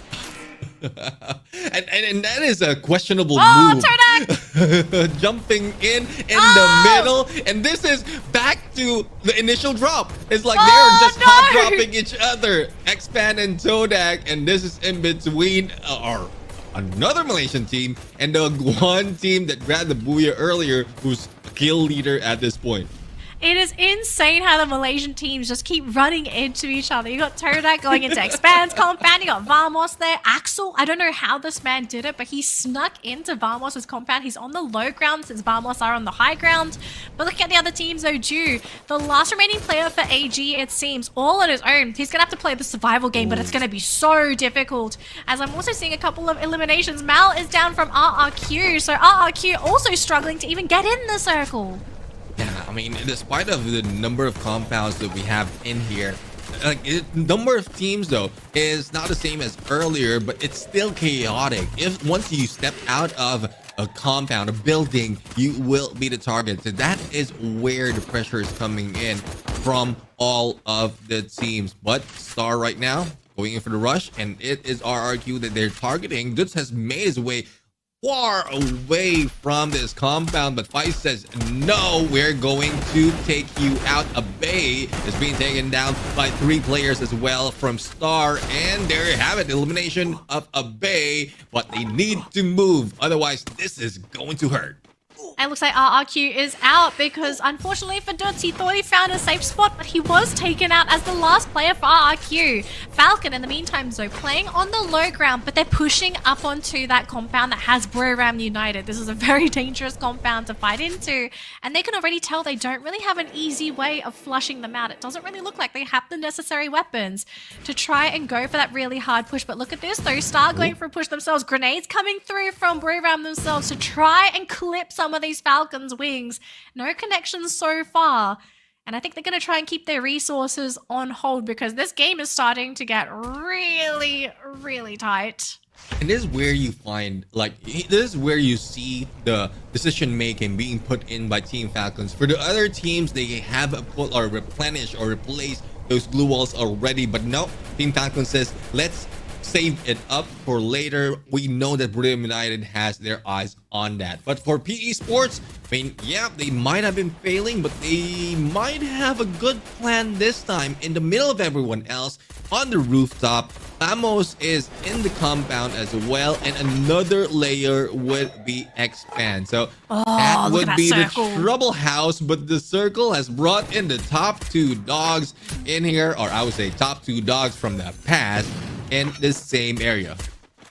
Oh, this is going to be nasty because you've got a team on the low ground, you've got a team on the high ground. A tackle round did manage to squeeze their way in, so it's going to be up to Vamos, PE Sports, and Stars to somehow make their way in. Thankfully for Stars, they do have a compound of their own to work with, but they've only got a boulder between them, so there's a good chance they're going to have to blow through a lot of glue walls to make that move in, and that looks like the call to move is here. They do use the natural cover to try and maintain their resources. Remember, macro in the late game is super important. Definitely important. And speed. And we have Team Falcons going in for the flank, and their focus is still Star Knight Esports. And Brim United not really phased, but they will be making a move in a bit. But speaking of move, Vamos moved in against attack all around, and they are just receiving all the damage. And the ones in the losing game is Todak, who got eliminated. As you can see, attack all around is still alive. 2 knockdown. Cougar and Jump God tried to survive, and yeah, definitely nowhere to go. Vamos is still in front of them, as well as PE Sports. PE Sports is there, and also Limit is down, which is the star player on the side of attack all round as well. And look at this PE Sports looking to advance into attack all round themselves, maybe trying to go for a backstab, but the glue walls are making it really difficult for this team. So I mean, they're buying a little bit of time, they're wasting those resources. Looks like Star does get taken out by Falcons on the other side of the map, and it looks like we're coming down to our final phase here in Neptune. These teams, 5 teams, 14 bodies. Who's gonna grab that final booyah? It's not gonna be Vamos. It's not Vamos indeed. I'm worried about attack all around and PE Sports, because on this side, in different layers of the compound, is Brim United and Team Falcons. So there's no chance that they will be shooting it against each other for now. Thus, their target would be those 2 teams. And as you can see, the move will be done a little bit early by PE Sports. Glue wall's not working for them. There's no way out. Splits Blitz receiving or putting in a lot of damage for them, and there's no choice but to step in onto that closing blue. It might be a slight advantage here for our teams on the right side, because that left compound is a little smaller. And that circle, it's slowly creeping in. Who's going to have to make that call to go in first? Because someone's got to go. Yeah, someone's going to go. No one's budging an inch. Like, no one's stepping in just yet. And there you go. Both of them at the same time on the right-hand side. Brim United and Team Falcons. And they are receiving and dealing damage as well. But tackle around. This might be another meta gameplay if they take down PE Sports right now. But no, stepping outside. Jump God will be taken down. Don't Cry will be moving in. And amazing blue wall will be the challenge overall. Brim United and Team Falcons might take this one, because the other teams are just losing their lives.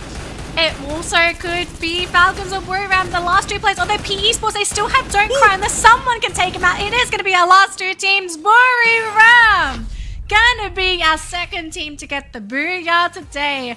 Comeback Kings for the team that we all know is one of the most stable teams in the Free Fire world. Yeah, definitely. I mean, I love how it's working out for Brim United. So I guess I take it back. Or probably they just said that, oh, Neptune's on us, so why not make a move, get that booyah, and then let's rest a little bit, because they're already on that 600 total points for the knockout stage, and they're not slowing down, or it's not easy for them to be slowed down. Even Team Falcons, the same compound, unable to rush them from the ground floor to the second floor. So this shows that Brim United still has it. Buriram still has it. They made the right decisions, the right calls. They're landing the shots. I think that was the most important thing, because we saw a lot of these teams. The fact that you're in such a small area and it comes down to CQC, it really comes down to your aiming game, especially when it's certain roles playing up against CQC. You know, it's a bit hard for snipers to try and get those shots in, right? But knowing Moshi, for example, we know this man can hit a point-blank bullseye if he needs to. And so the team in general, like, they were all incredibly healthy. Like, almost none of them took damage in that final circle, whereas for everyone else, they were trying to play with all these glue walls, like zipping in and out of the circle. And sometimes playing like that does pay off, but just taking that residual damage, it starts to add up once you do a little bit too much of it. And so placements of glue walls, like, that's when your glue wall placements become so important, because you have to give yourself the space, not only keep yourself away from the opponents, but also have that opening for you to have that shot, that opportunity to even land the shots to begin with. So the fact that, just look how healthy the team is in general, right? Like, 3 players on the side of Buriram, they just didn't take damage. Yeah, I mean, didn't take damage. Only 1 has been knocked down, and even after getting that booyah, I mean, it still managed to be picked up. So it's a 4-man strong team. And probably it's because the delay of Team Falcons also rushing in. Earlier we saw Kororo just staying outside, probably trying to initiate a meta gameplay, and then realize that it's not yet over. It's not just a few more players remaining right here, and they have to deal with an entire team. So let's see on how well it will be done by Team Falcons right now. We have our hopes. So let's get over to the interview right now and hear what they have to say. Now. We didn't call it a booyah, but we call booyah because this is Buriram United Esports Moshi! Yay! Do you know, guys, that Buriram United Esports will not call booyah and spell booyah as a B-O-O-Y-A-H, but they say B-R-U-Y-A-H. Why is that? แปลว่า booyah ไม่ได้สะกดเหมือน B W O Y A H แต่เป็น B R U แล้วก็ Y A H ทำไมถึงเป็นแบบนั้นก็มันเป็นตัวย่อของชื่อทีมพวกผมครับ because B R U is our abbreviation for the team. Do you know that everyone call you as the king of meme? รู้ไหมว่ามีคนบอกว่าเราเป็นแบบว่าเจ้าแห่งมีมรู้ครับรู้ I know. Okay, so I will ask you for one meme today, but before that, I will ask you about this pet. How do you feel about the changing in this pet? รู้สึกยังไงบ้างที่แบบว่ามีการปรับแพทใหม่ก็เปลี่ยนสไตล์การเล่นนิดหน่อยครับเพราะว่าทุกอย่างมันก็เนิร์ฟลงไปเยอะเราต้องเปลี่ยนให้เข้ากับแพทนี้ We have to change and adapt of how to play and strategy in the game because many weapon has been nerfed. Okay, and do you think that this pet is suit to your team more than the first half of the competition? Because I saw that the first half of the competition is look like Buriram didn't show the 100% performance that you can do it. แล้วก็คิดว่าหลังจากที่ปรับแพทมาแล้วเนี่ยมันค่อนข้างเข้ากับการเล่นของทีมเราไหมคะเพราะว่าก่อนหน้านี้เหมือนกับครึ่งแรกจะดูแบบเหมือนเล่นได้ไม่เต็มร้อยอะไรอย่างเงี้ยผมลืมคำถามพี่ ที่ถามยาว He forgot the question. Okay, so I will repeat in Thai. รู้สึกยังไงบ้างกับการเปลี่ยนของแพทนี้รู้สึกว่าแพทเนี้ยมันเปลี่ยนแล้วมันเข้ากับการเล่นของทีมมากกว่าครึ่งแรกใช่ไหมเพราะว่าครึ่งแรกดูตะกุกตะกักอยู่นะผมก็ยังไม่ชัวร์ครับได้แค่ในซ้อมครับในแข่งยังเพิ่งเล่นได้2 ตาอยู่เลยครับI'm not sure because when we practice we don't have much practice we just play for just 2 games yes sure ใช่ไหม sure so you mean okay. like you just only play just 2 games in the real competition so it will take time for you guys to see what the result is ก็คือได้เล่นแบบว่าในแข่งแค่2 ครั้งก็เลยอะไรนะ so we have to wait เราคงต้องรออีกสักพักหนึ่งเพื่อดูว่าผลมันจะเป็นยังไง yep okay yeah thank you as during the week the vacation week or holiday week we have like 1 or 2 weeks before the second half of the league opened but that time there are transfer window opens why Buriram didn't add any others to your team ในช่วงระหว่างพักเบรก1 อาทิตย์ที่ผ่านมาเนี่ยมันเป็นช่วงเวลาซื้อขายนักกีฬามีการเปลี่ยนถ่ายนักกีฬาซึ่งทีมอื่นเขาก็มีการเสริมผู้เล่นใหม่หมดเลยแต่บุรีรัมย์มันไม่มี Why is that ทำไมก็ทางโค้ชน่าจะมั่นใจใน4 ตัวผู้ผมที่สุดก็เลยออกมาอย่างนี้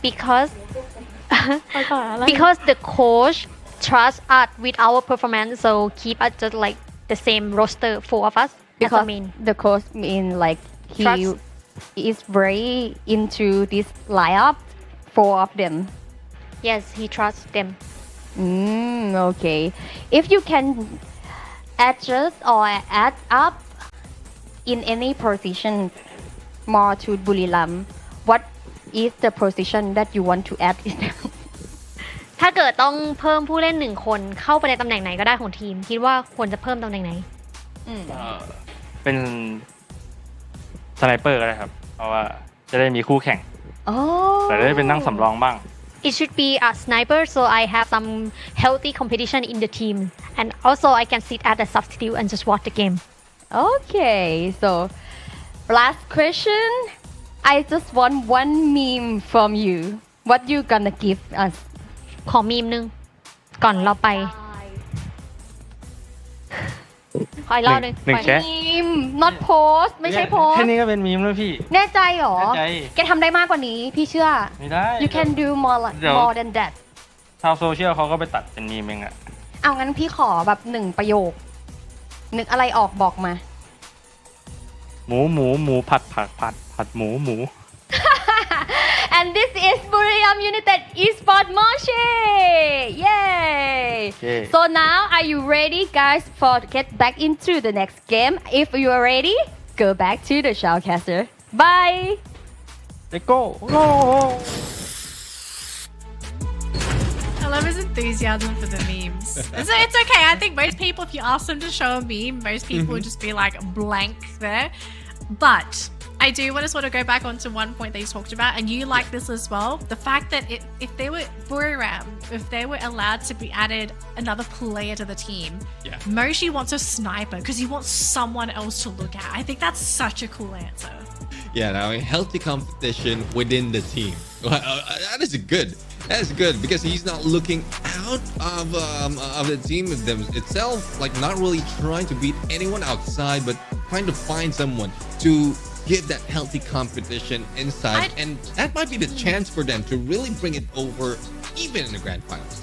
I don't think it's just the competition as well, right? Like, I'm trying to look at it through his perspective. I think he wants someone else to get inspiration from, because if you're only really looking through your perspective when you're playing as a sniper, if you see someone else playing your role with your team and you see how they communicate, how they approach those fights, I think that's such a valuable lesson for any player, regardless of what role you're learning from. Just to see someone else's perspective, there's always something to learn, especially when you're watching someone else. Yeah, definitely. When you said about that, having another person, I'm thinking like having another person to beat so that they will not be taking my job. Sure. I thought it might have been like to inspire him to keep getting better, because sometimes, you know, like you're the only person on the team. Sometimes complacency kicks in and you need like competition to drive you forward, right? So that's like, I think he's probably looking at it through like multiple ways. It's not just like, I just want healthy competition, you know? I think he thinks a lot about not just the way that he plays, but knowing Moshi, right? And not just Moshi, I think just Buriram in general. This is a team where I look at them and I always see them striving to be better, even though some people see them as the pinnacle of Free Fire, like the skill ceiling. I think there's always something to improve upon. And I like that mindset just from Moshi. Like if Moshi thinks like that, I imagine the entire team has the same mindset. Yeah, hopefully, so that they can improve overall, get out of the curse of being the best in knockout stage and then towards the finals. I mean, like being pushed down probably because of the pressure as well. So hopefully they got out of that. But key players right now, we have Buriram United Esports Moshi. He is the elimination leader for that map, as well as the damage leader at this point, and even Jump God in there from Attack All Around. But Attack All Around's not out of picture just yet. Second place in this game after, well, second to the Booyah Takers, which is Buriram United Esports. And PE Sports, though, showing good signs in this game, surviving a little bit longer with 19 points, tied for this map with Team Falcons. Yep, and for AG, right, I think a lot of us were quite surprised with how far this team kind of fell in this matchup. I think they ended up in 10th place, 9th place in this round, so they didn't have that many points. So whatever points that AG sort of picked up in that round, I was hoping they would have a monster day, because I want to see this team compete with Buriram and RRQ. I want to see more competition up there, but it's just like for AG, this team really needs to sort out their consistency, because as much as I love watching this team play when they have a good day, when they have a bad day, it's not great to look at, right? Like you gotta figure out how do you stabilize your performance so that, like, okay, if you have a bad game, it's not actually bad. you kind of need to figure out how you're going to get those points and placements and not finish within bottom 3. Right. I mean, after a very good game, that was 30 points for map number 1. Map number 2 is just 3 points, so definitely a lot to work on. Yeah. But hopefully this time we'll be taken advantage by the team to work on those flaws, those mistakes, because we're going to go for a quick break. When we return, map number 3 will be up, and this is how we want to see them put up so much. So, see you after the break.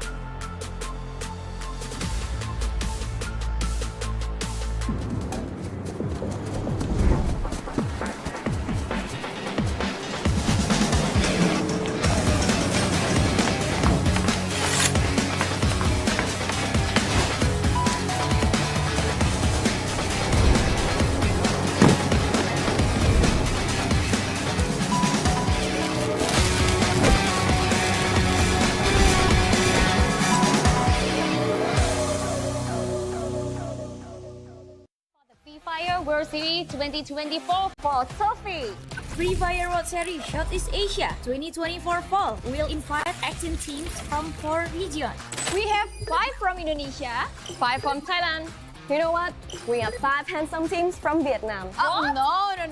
Indonesian is better. Everyone knows that Thailand has the best player in the world. No, Vietnam still have the best handsome teams.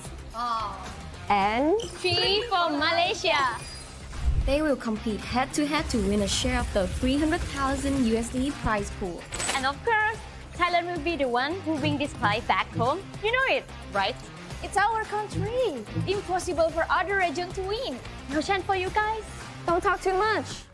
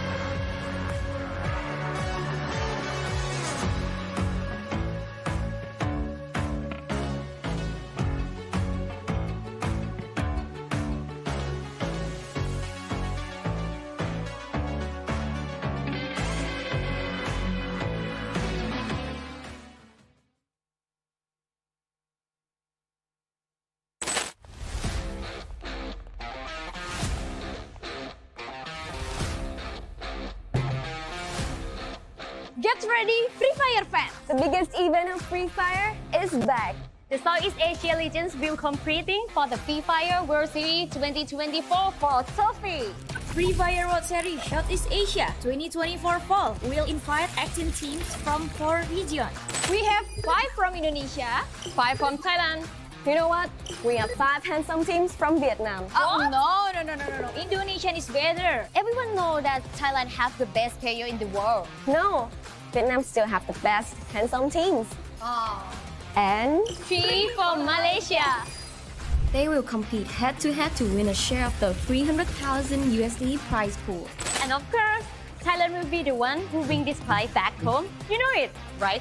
it's our country. Impossible for other region to win. No chance for you guys. Don't talk too much.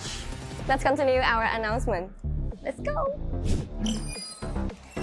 The tournaments will have 3 stages: knockout, point rush, and grand finals. Starting on 16 August 2024, 18 teams will be divided into 3 groups of 6 weeks.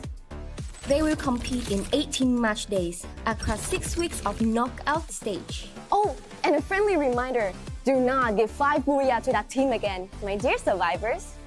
Teams from 4 regions will be sorted into 3 pools to groups A, B, and C. Each match day will feature 2 groups playing 6 matches in the following map order. For map rotation will be Bermuda, Category, Alpine, Carrari, Nextera, and the final map that will be randomly chosen each day to keep things unexpected. At the end of the knockout stage, 6 teams will be eliminated, while 12 teams will move on to the next stage, Point Rush. Over 11 and 12 October 2024, they will play 12 high-stakes matches. No one gets eliminated, but every point counts. These crucial points will serve as a head start points, heading into the grand final stage. The grand final will be on 13 October 2024 in Surabaya, Indonesia. 12 teams will battle in the ultimate showdown across 6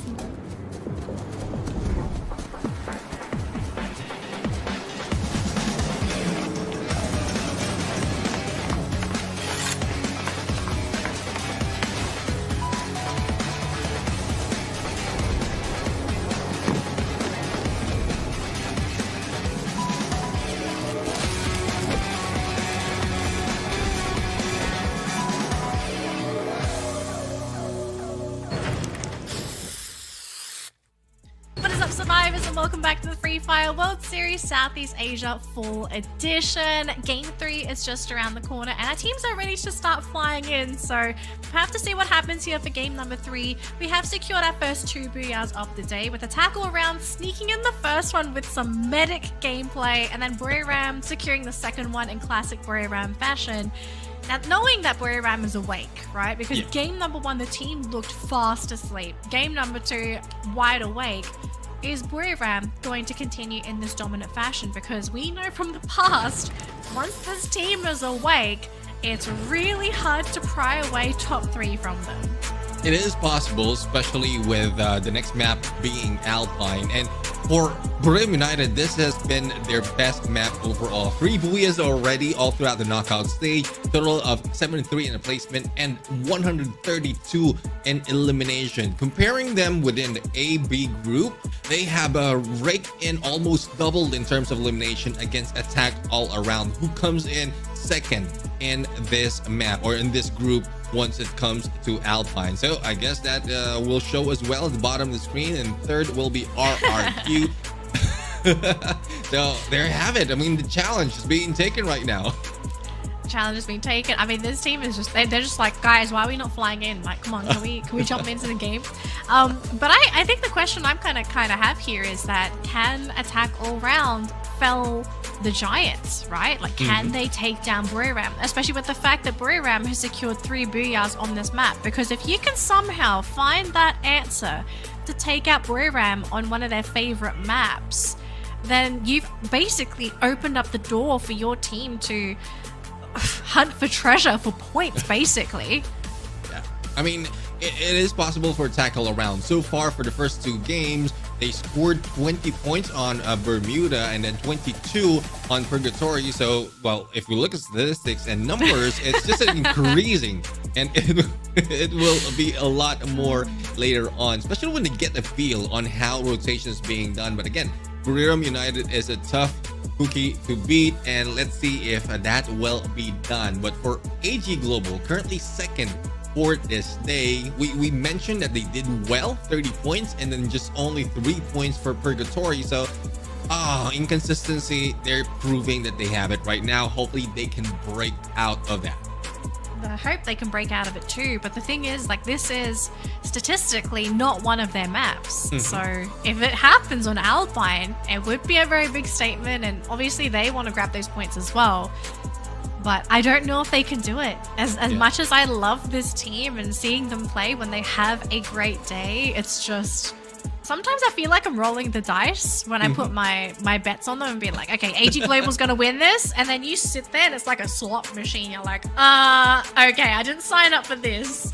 So it's Alpine too. So this is also gonna be the first time for all of these teams to play on Alpine together as well, right? Especially with how they had that week break. So I'm also curious to know, like, what kind of changes are we going to be seeing from the teams when they do fly into the map, right? Because we have seen a couple of scenarios already where we had some hot drops happening, and they've been repeat hot drops as well, unfortunately.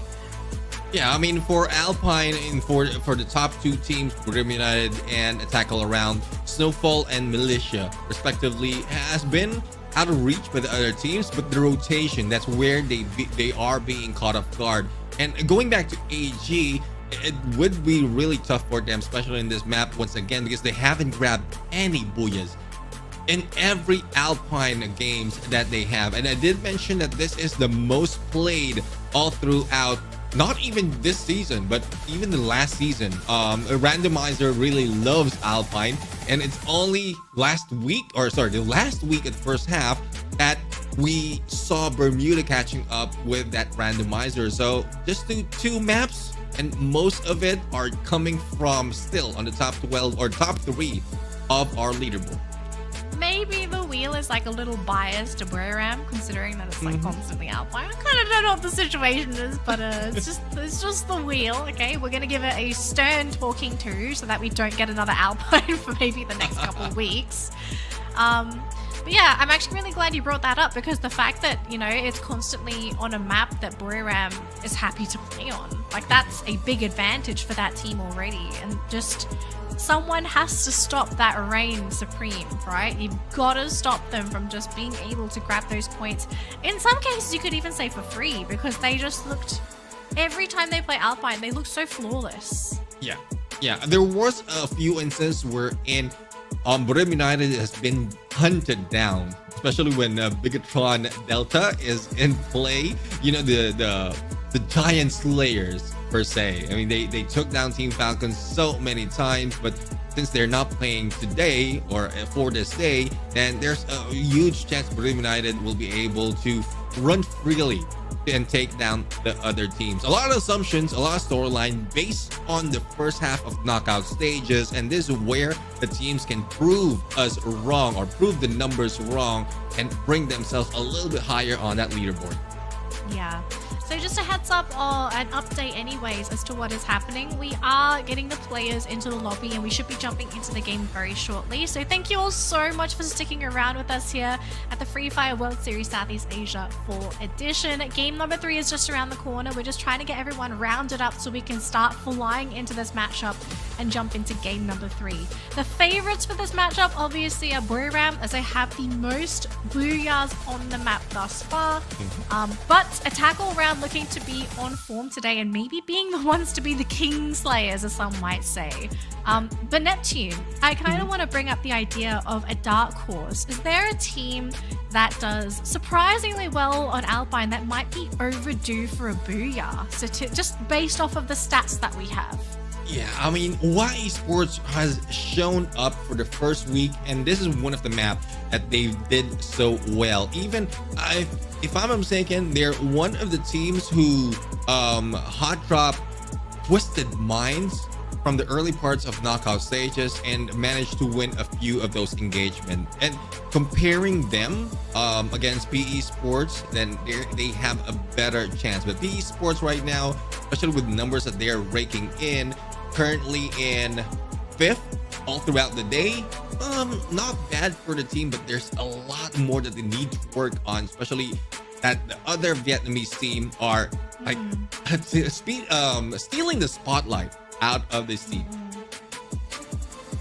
I actually really like Hua Esports to actually get this booyah because I feel like this is a team that's like so close, right? They are so close to breaking through to being considered a top tier team. It's just like AG today, right? It's just the consistency, like trying to find their foothold so that they can consistently stabilize their game. So obviously if it's a good game, you let the good game go, but if it's a bad game, then you still have to have some kind of contingency plan so that you don't end up being one of the bottom teams. But the thing is, like, can Attack All Around also maintain this, right? Because I know in the past this team can also be a little bit finicky themselves, but with Cougar on this roster, the team looks really good so far. But I'm just scared this is such a short-lived thing for the team. So it's really going to come down to game 3, right? Like, can they keep this performance up? Because they've been doing fantastic today. Yeah, at some point, like every map would be 50-50, especially with the change in roster. And like even for Brilliant United, when Moshi was interviewed about the patch, about the update, there's like they only played 2 matches in there, so they don't have that much experience with the new patch. No one does. Not yet. Plus the changes of roster, so it's like it's just back to day 1. But for Attack All Around, it's showing up like a different story compared to the early parts knockout stage, and it's very good, showing good from this point. So hopefully it doesn't decline until like for the next 4 matches, because consistency is not like, well, it's not a very strong point for this team. They have good games, like map after map after map, they are doing well, but the following day that they play, that's where they falter, especially when the groups being shuffled overall. Alright, so I think we're almost ready to go. We've got I know a couple players look like they were KO'd. I promise you all, they are not KO'd. They are sort of just getting ready for this next matchup, you know? Sometimes some of these players, they like to meditate, get into the zone, maybe some joking around. I hope we've got some humor sort of running around for these teams, because this could be a pretty scary map, especially that it's Alpine, you know? You're under the mercy of Buriram and just have to think like, okay, what do we do to dodge this? I'd love it. I don't know if you agree. I would actually love it if someone tried to hot drop Buriram from the get-go. Yeah, I mean, Snowfall, that is usually, and if not mistaken, they haven't changed their drop spot. So it's easy to identify that would be the team that you'll be dropping against if you go into the Snowfall. But you need to take note of your rotation as well, because from Snowfall you will be heading to Malaysia, and that's where Attack All Around usually drops. So essentially two top teams. Yeah, 2 top teams. So if you opted to go for one top team and then win that, you still have a next boss waiting up for you. So that's a huge risk for any other teams if they will take that route. I guess my question is to Attack All Around. Could you compete with Buriram if it's already your territory? That could be fun. Although I don't think Attack All Around's the kind of team to go for those hot drops, right? Like, as much as I love watching them and as chaotic as they can be, they are also playing quite stable today. Like, they're not doing anything very dangerous, unpredictable, because that was the thing that I feel like the unpredictability, sometimes that sets a good team and just a standard team apart. Yeah, definitely. I mean, you will have, for some teams, you will have a very, very good game, a lot of highlights, all eyes on you. And then the following matches, I'm not just talking the following map, but the following matches will just like, man, you'll be out of picture that quickly. And then it will depend on how well you will be doing on the other maps again or another day. So it seems like they're working on luck compared to those who have stabilized their gameplay, their rotation, every map, every group. And despite of the difference of group, I would say the only thing that would change for the tactics would be if this day, for a specific day, would it be a back-to-back that you'll be playing against tough teams, or will you have one day of rest so that you can do those homework, those adjustments? And for some teams, that's where they thrive, if they have the strays, if they have that rest. Yep. All right, folks, it looks like game number 3 is finally ready. Thank you all so much for being as patient as you have. This third game, I promise, is not going to let you down because we have had 2 fantastic games today. Game number 3 on Alpine, I expect this to be just the same, maybe even better. So, the question, can anyone slay the Alpine Kings? Can anyone get rid of Buriram? Because this is the team to look out for, having secured 3 booyahs on this map and looking very comfortable when they are playing on this map in general. Can anyone dethrone them in this game? One team that I'm eyeing to do that is RRQ, because they had the same number of booyahs in this map. And they are showing up. Imagine being second, like being part of top 3 all throughout the 3 weeks of knockout stage. RQ really showed up, really maintained their composure, really maintained their position on that leaderboard. But at some point, it seems like they slowed down from that approach. So I'm not quite sure of what they're waiting for, or if they need a little bit more time to study their opponents because of all the new changes or the adjustment that's being made all throughout the knockout stage.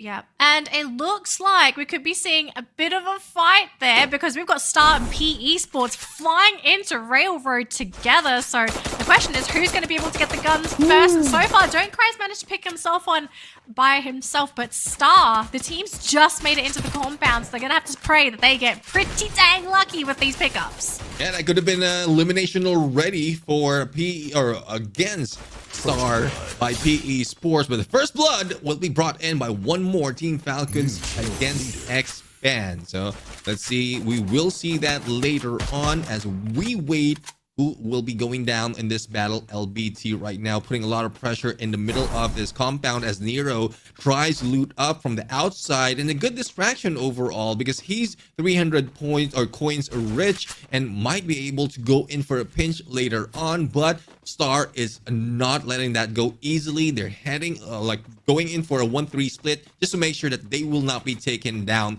that quick. Yeah, it's really, from both sides, it looks like some hesitation, right? Like, no one truly wants to fight into each other. Now, speaking of fighting, ooh, wow, Carrera going down thanks to Mickey, but Expect? What? They're gone? Oh, what? yeah. Wow. I mean, that is Expand right now, and we thought that they will be showing up, especially with some of the changes in rosters and with the gameplay from the previous weeks of knockout stage.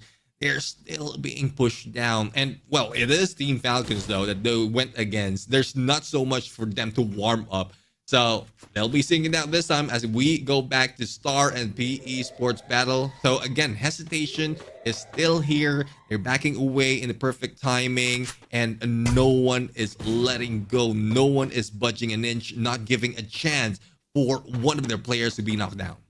Yeah, just a little bit of splash damage there onto Barn and Code on that high ground. And actually on the other side of the map, we do see Dutz being taken down by Dian from God of War.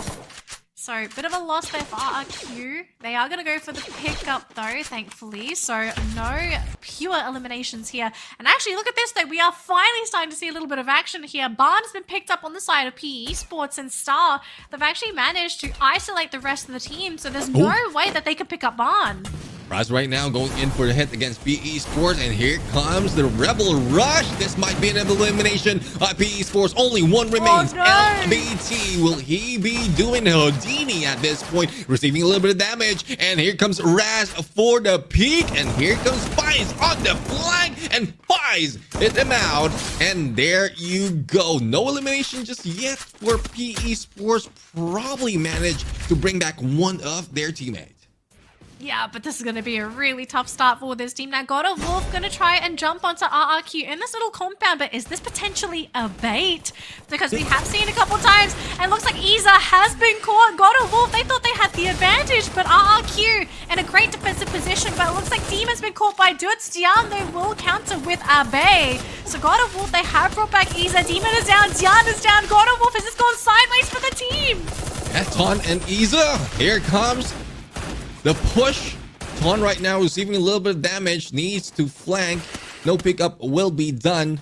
And Iza will just have to hang back while Ton is going in for the rush. And there you go, the flank! No, only a few HP remaining and Ton has to back off. Has to back off. Who's going to be able to get the shots first? Though Todd! He gets caught in the back thanks to Dutz and RRQ. Even though God of Wolf are the ones to be able to actually jump onto RRQ, it ended up being God of Wolves being led into a very deadly trap that did not pay for them at all because they didn't even get the eliminations onto RRQ. They just couldn't finish them off. And that's it. God of Wolf are out.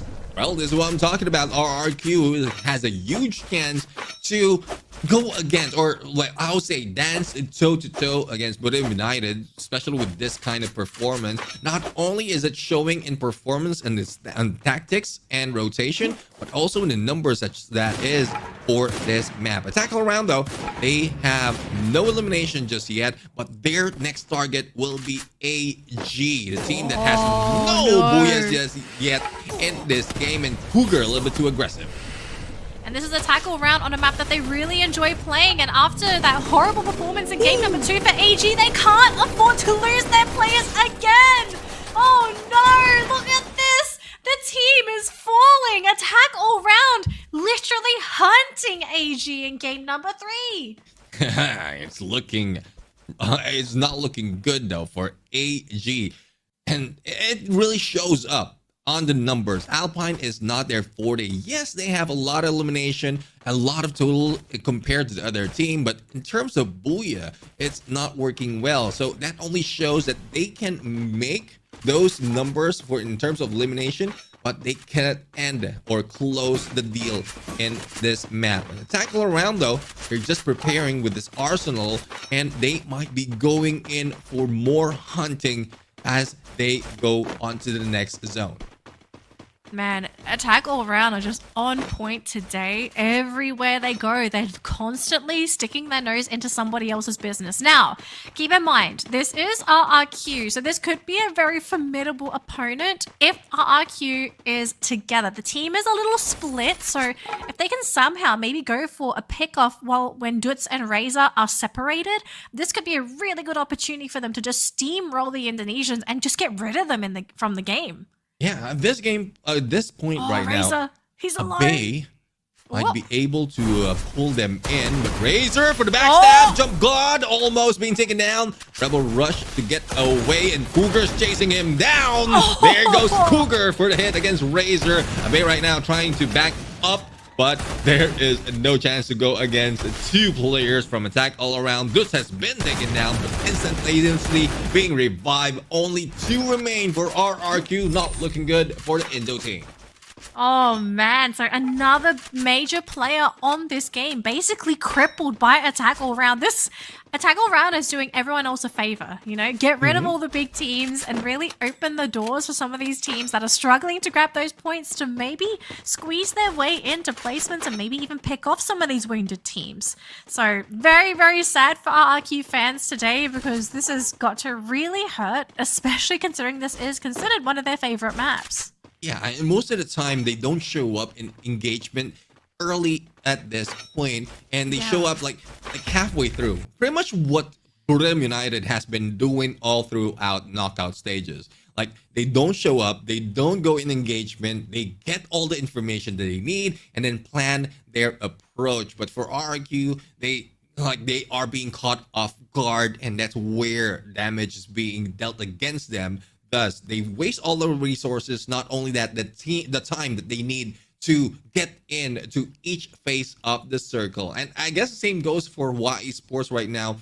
Blue is closing in, they're still outside and not even making headway onto heading to the next phase of the circle. And we'll have to find out if YE Sports still has what it takes to grab that booyah.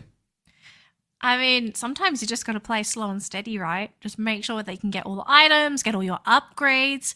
Maybe they have a plan, you know? Like sometimes when it comes to researching your games, you research some of the pathing that these teams take, and, you know, there's going to be some trends with how some teams move where they like to go to certain areas because they like to basically loot there. Attack all around, though, continuing their bloodbath by eliminating another player, this time on the side of PE Sports. they're so scary, man. Like, they see somebody, they just pop heads, and there's nothing you can do about it. And look at this, don't cry being caught by Mal this time. Yeah, and this is RRQ trying to catch up with the points. 7 elimination so far, even after being beat down, being left with only 1 player from the early engagement. But they need to move second base of the circle. It might not hurt that much, but it's more of the position that you will be taking or that you need to take onto the next phase. But we're still seeing a tackle around on the kill feed. They're not slowing down, so let's see on what else they have to offer in the gameplay, while RRQ is just putting up a little bit of trade between themselves. Yeah, I think we just saw a big buyback there for PE Sports. So the Vietnamese, they are stabilizing as well. So aside from the first team elimination, everyone's just trying to do their best to buy themselves time, right? Yeah. Buy themselves time, try to place as high as possible. But the thing is, teams are not being eliminated. So things are really in the air. And you know who benefits from all these buybacks? The teams looking for these eliminations, which is Buriram when this team starts to wake up, Attack All Round, who was on a rampage right now. Like, these are the only guys benefiting from all these buybacks because they're the ones actually getting the eliminations. Yeah, definitely. I mean, it's contradictory to what the Team Falcons is doing right now. I know that on knockout stages just like this, in competition just like this, they're a little bit slow, but I'm quite surprised on the performance of Team Falcons, even before the swap that we've seen between Cougar and Keroro.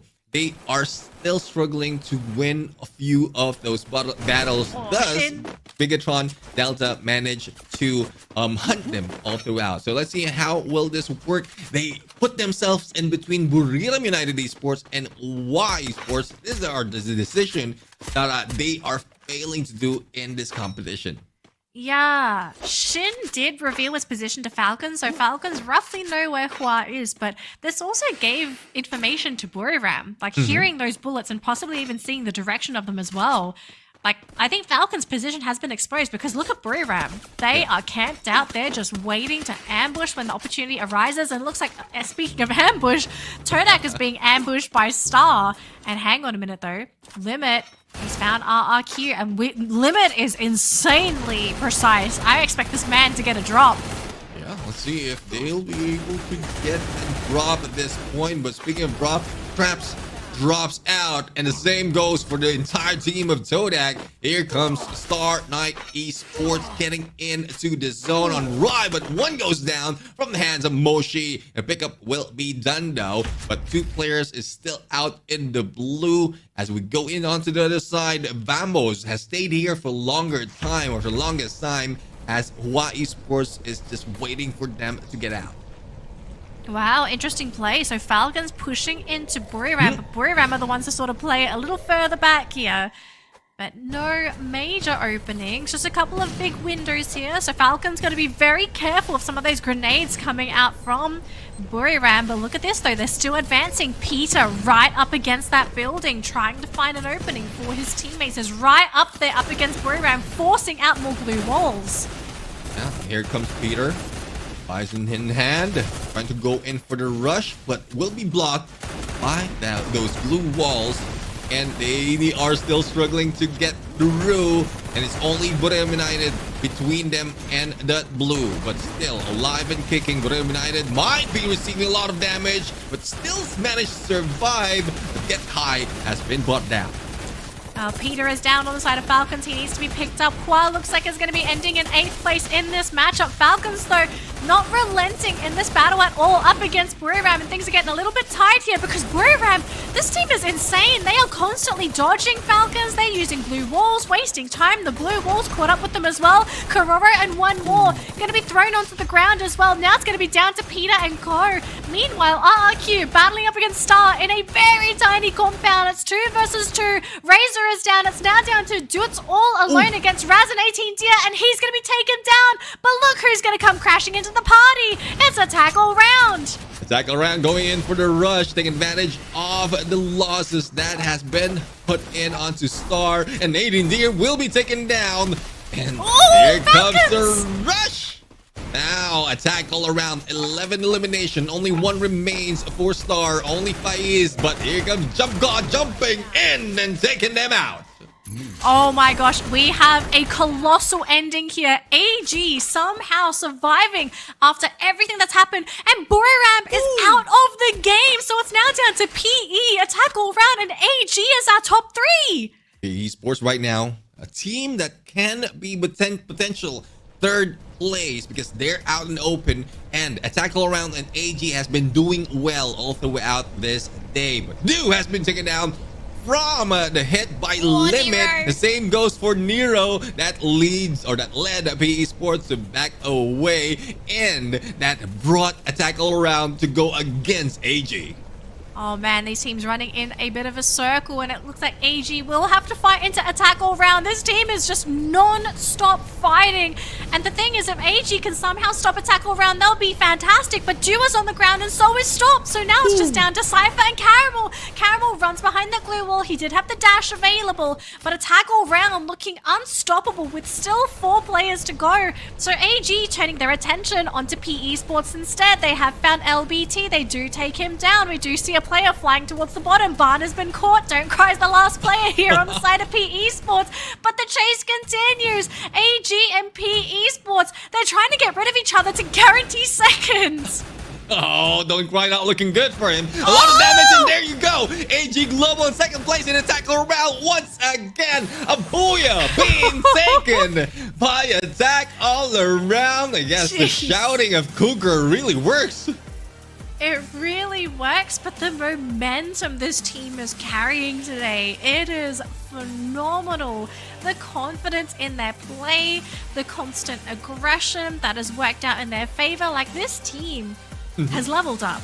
They have leveled up, and I think if anything, I know everyone's got their eyes on Buriram, but attack all round might have to be the next team to look out for because they are on point today. So that is only with a change of one player. I'm not saying that they need to change, but that's a motivation that Cougar has brought in to attack all around. And I love how it's turning up.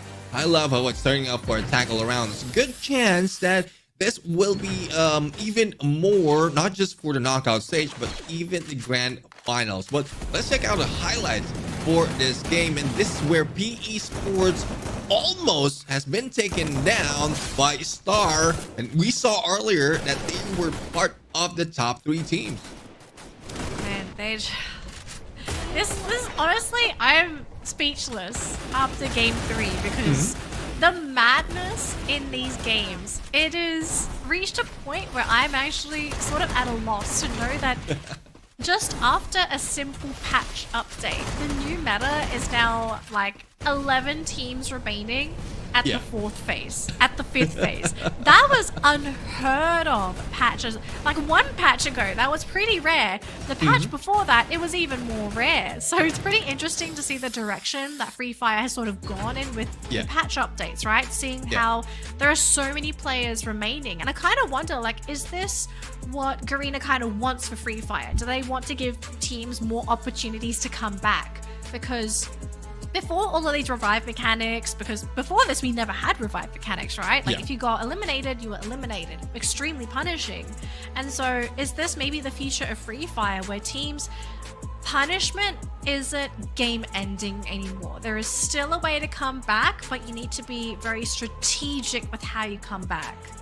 Yeah, definitely. I mean, we'll have to see and find out if that is the case. We're going to go for a quick interview to find out as well what Attack Around has to say once again. So let's bring it over to the team and host. Booyah of the day, and first the Bun Booyah of the second half. And this is Jamka from Attack Around. Yay! How do you feel about today's performance? รู้สึกยังไงบ้างคะกับผลงานวันนี้ ก็รู้สึกดีครับแต่แบบให้มันดีขึ้นเรื่อยๆ I feel really good and I hope it can be better and better every day. Oh, I just noticed that you came with the new jersey. How about it? เห็นว่าตอนนี้เรามากับเสื้อใหม่รู้สึกเป็นยังไงบ้างคะเสื้อนี้ ก็แบบสดใสขึ้นครับแบบแต่งตัวได้ด้วยได้หลายแบบครับ It's like really like like colorful. Yeah, so we can dress up in many style. Oh, both inside the game and outside the game in real life. ในเกมหรือในชีวิตจริง ในชีวิตจริงครับ นายเพื่อนบอกว่ามันอัดแอปได้ทั้งในมาเล่นเกมด้วยแล้วก็เที่ยวด้วยก็สามารถใส่ได้อะไรแบบนี้ก็พิเศษจริงแล้ว Okay, and the last question is, what do you think about the coming of Kuga? เป็นยังไงบ้างคะพอได้คูก้าเข้าทีมมา ก็ดีครับพูดมากดีครับพูดไม่หยุดเลยเสียงดังมาก It's quite good because he is quite talkative and never stop talking and have the loud noise. Yeah, I'm sure that is the best thing with your team performance. But what about outside the game? ก็เข้าใจว่าคูก้ามาเนี่ยส่งผลดีต่อเกมมากแล้วนอกเกมอะคะเป็นไง ปวดหัวครับปวดหัว He caused me headache a lot.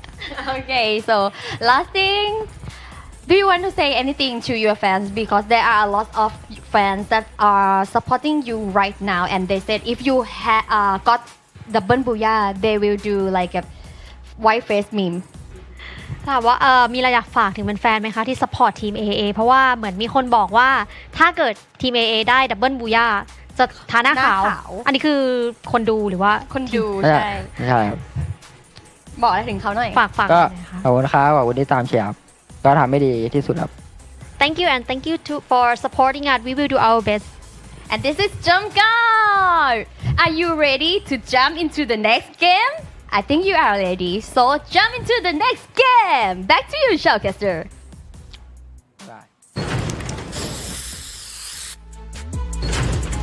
Are you ready to jump? That is the question. I thought you were going to say something else.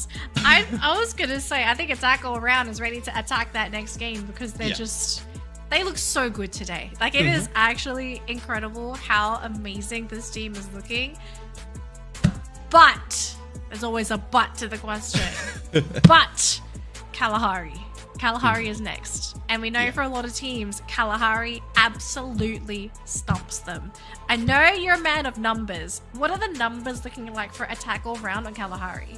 Oh, well, not looking good. No booyahs just yet. And they are currently, well, within this group, currently 6 out of all the team. And it's the same goes with the placement. So I guess this is where they're trying, or before Kalahari, that's where they're trying to build their numbers or build up the numbers because they know that Kalahari is not that well. So this might be a 50-50 or probably even gearing towards a 30-90 that they can put so much. But 3 games already, like I would say leading the pack for 3 games, they can risk 1 map.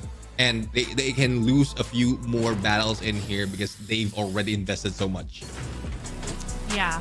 I mean, you know, if they don't win, I think they've won enough today. Yeah. Right? But 2 booyahs, plenty of eliminations. I think I'd be happy for them if they just got a whole bunch of eliminations. Like, don't even bother with the booyah because if you don't get it, like, who cares, right? Eliminations at the end of the day are really where most of these points are coming from. It's not just that booyah. Yeah, definitely. I mean, they will need all those elimination because when you look at the overall standing, a calculation is they were able to go and take out the ones that's very close to them, above them, and the next challenge would be RRQ. So the lead, that's a pretty big challenge. Yeah, definitely. That's 64 in between them. So they still need to put up so much, and right, you if they can get so much of elimination even without the booyah, that will bring them closer to I would say overtake or get near to RRQ on the overall. Yeah, I think I kind of just looking at the numbers, 60 points today after already playing your first 3 games. That's a lot. It's a lot to ask for. So if they don't get it today, I don't think it'll be much of a loss. I'm just hoping for this team, like they're looking this good today. Is this just a one-hit wonder kind of thing? Like, is it a debut? They've debuted their new roster. They're doing amazing. And are they going to peter out after this? Because sometimes I see teams, they'll have that one-hit wonder kind of day and then they just peter out. Like they run out of gas or whatever they had during that first game. They're out of it. And so you slowly see them fall back down. So Attack All Around, they're showing consistency today, but can they show that same level of consistency for their next play day? That's a huge question because when we look at the before today, when we look at the top 3 percentage of attack all around, it's pretty much the same as PE Sports. And like looking at where PE Sports is standing right now, they're 13th place. So third place is because they had a lot of elimination. So if they can just continue on with taking a lot of elimination, and they might be able to bring in so much more and like prove us that consistency doesn't always involve being or grabbing that booyah, but staying afloat, being number 1 or top 3 for each map. Because as you can see, 29. So we started off 20, the first booyah, then followed by 22. Now they are on 29, and just for the day, 71 points for attack all around. Yeah.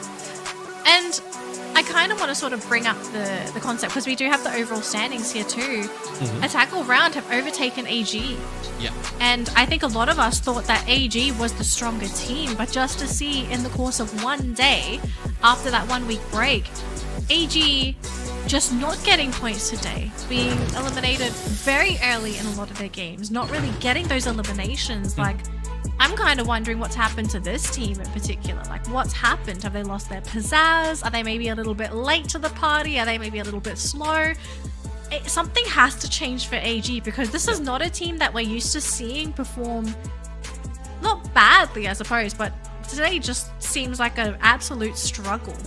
Yeah, I mean, probably it's because of the warm up afterwards. After I would say the start of this week or this second half, because it's pretty much the same story when we look at it from the first half of the knockout stage. They were slow, not showing so much. It's up to Do to give them that information, to give them the other team's location. And right now, because of all the changes, they don't have concrete information yet, or they don't have a concrete pattern yet. But I trust that AG will be able to adapt. Probably not today, but probably the next day for this week, and we will see more of a progress. And when we, despite of attack around overtaking them, it's only 7-point lead that attack around has against AG. Not that difficult to get, especially Kalahari will be our next map, so AG might be taking that number 3 again. I kind of need them to grab more than top 3. I kind of think this team needs to grab a booyah or a second place, or just sit on a whole load of eliminations. But this is not a map that I generally see AG performing really well on. It's so hot and cold for this team. And I think we also should point out, right, the top team for this map is Buriram.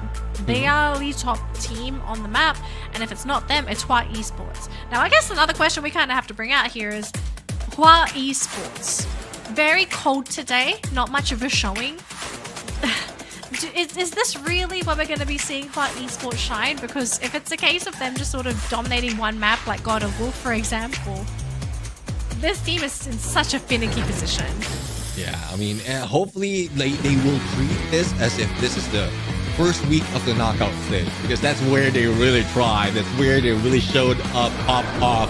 And then after a few weeks, a few maps, they just died down out on that leaderboard. But currently, after 2 matches, they are on 9th place. It's still not looking good. I mean, 18 points after 3 maps. Hua Esports really need to bring it or break it back in.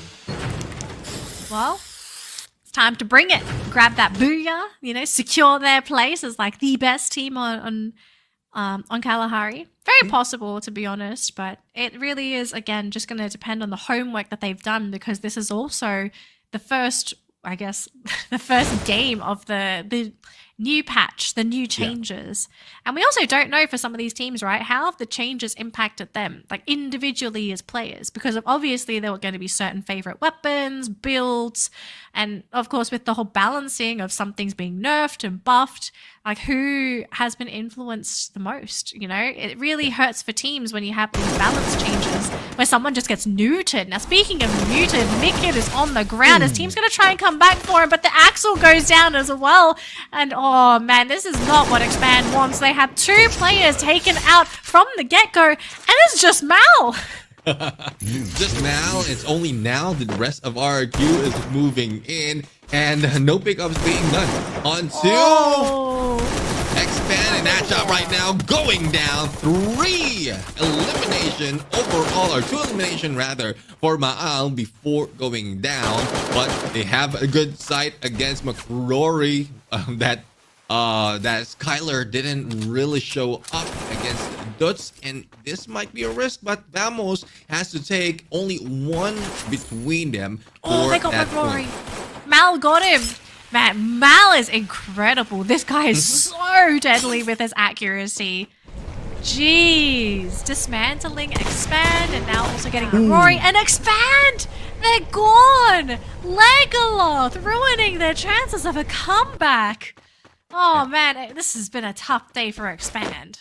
Yeah, I mean, whether it's Todak, whether it's Vamos, it's just simulation going against each other. But earlier from McCrory, I mean, there's a good chance to, it's good as well that they spotted RRQ, because pretty much if your coach is Legoloth, the rotation will be similar, or might be similar for RRQ. So let's see if that is something that they're trying to study or to counter in this gameplay because of the position they had, but it's not working yet for Vamos. But speaking of not working, Team Falcons, it's not working as we expected, despite of them being champions in multiple tournaments already.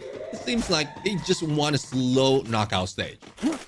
Slow knockout stage. I mean, we also know that they won the Esports World Cup because of Kalahari, so we know that they are extremely confident on this map. Now, the thing is, they do catch sight of Barn, and they also see the rest of PE Esports, and look at this beautiful position here for one more. Looking down over the players here at PE Esports, doing some big damage. Now, he doesn't pop heads. Oh, he almost gets LBT, but not enough to get the knock. And PE Esports, they're going to have to decide to make a move here, or they're going to have to fight. Oh, Nero! Beautiful shot. That's a good shot, really, to distract Team Falcons right now. And let's see if that can be followed up. Peter right now trying to defend himself. Don't Cry goes down. And here comes the rush. Ban next onto the target. And on the other side, with that shotgun, will be on fire. Good timing, good rotation, and Finch, but on fire, will be taken down by Nero. After that hit, it would be a good chance for PE Sports just to back away and get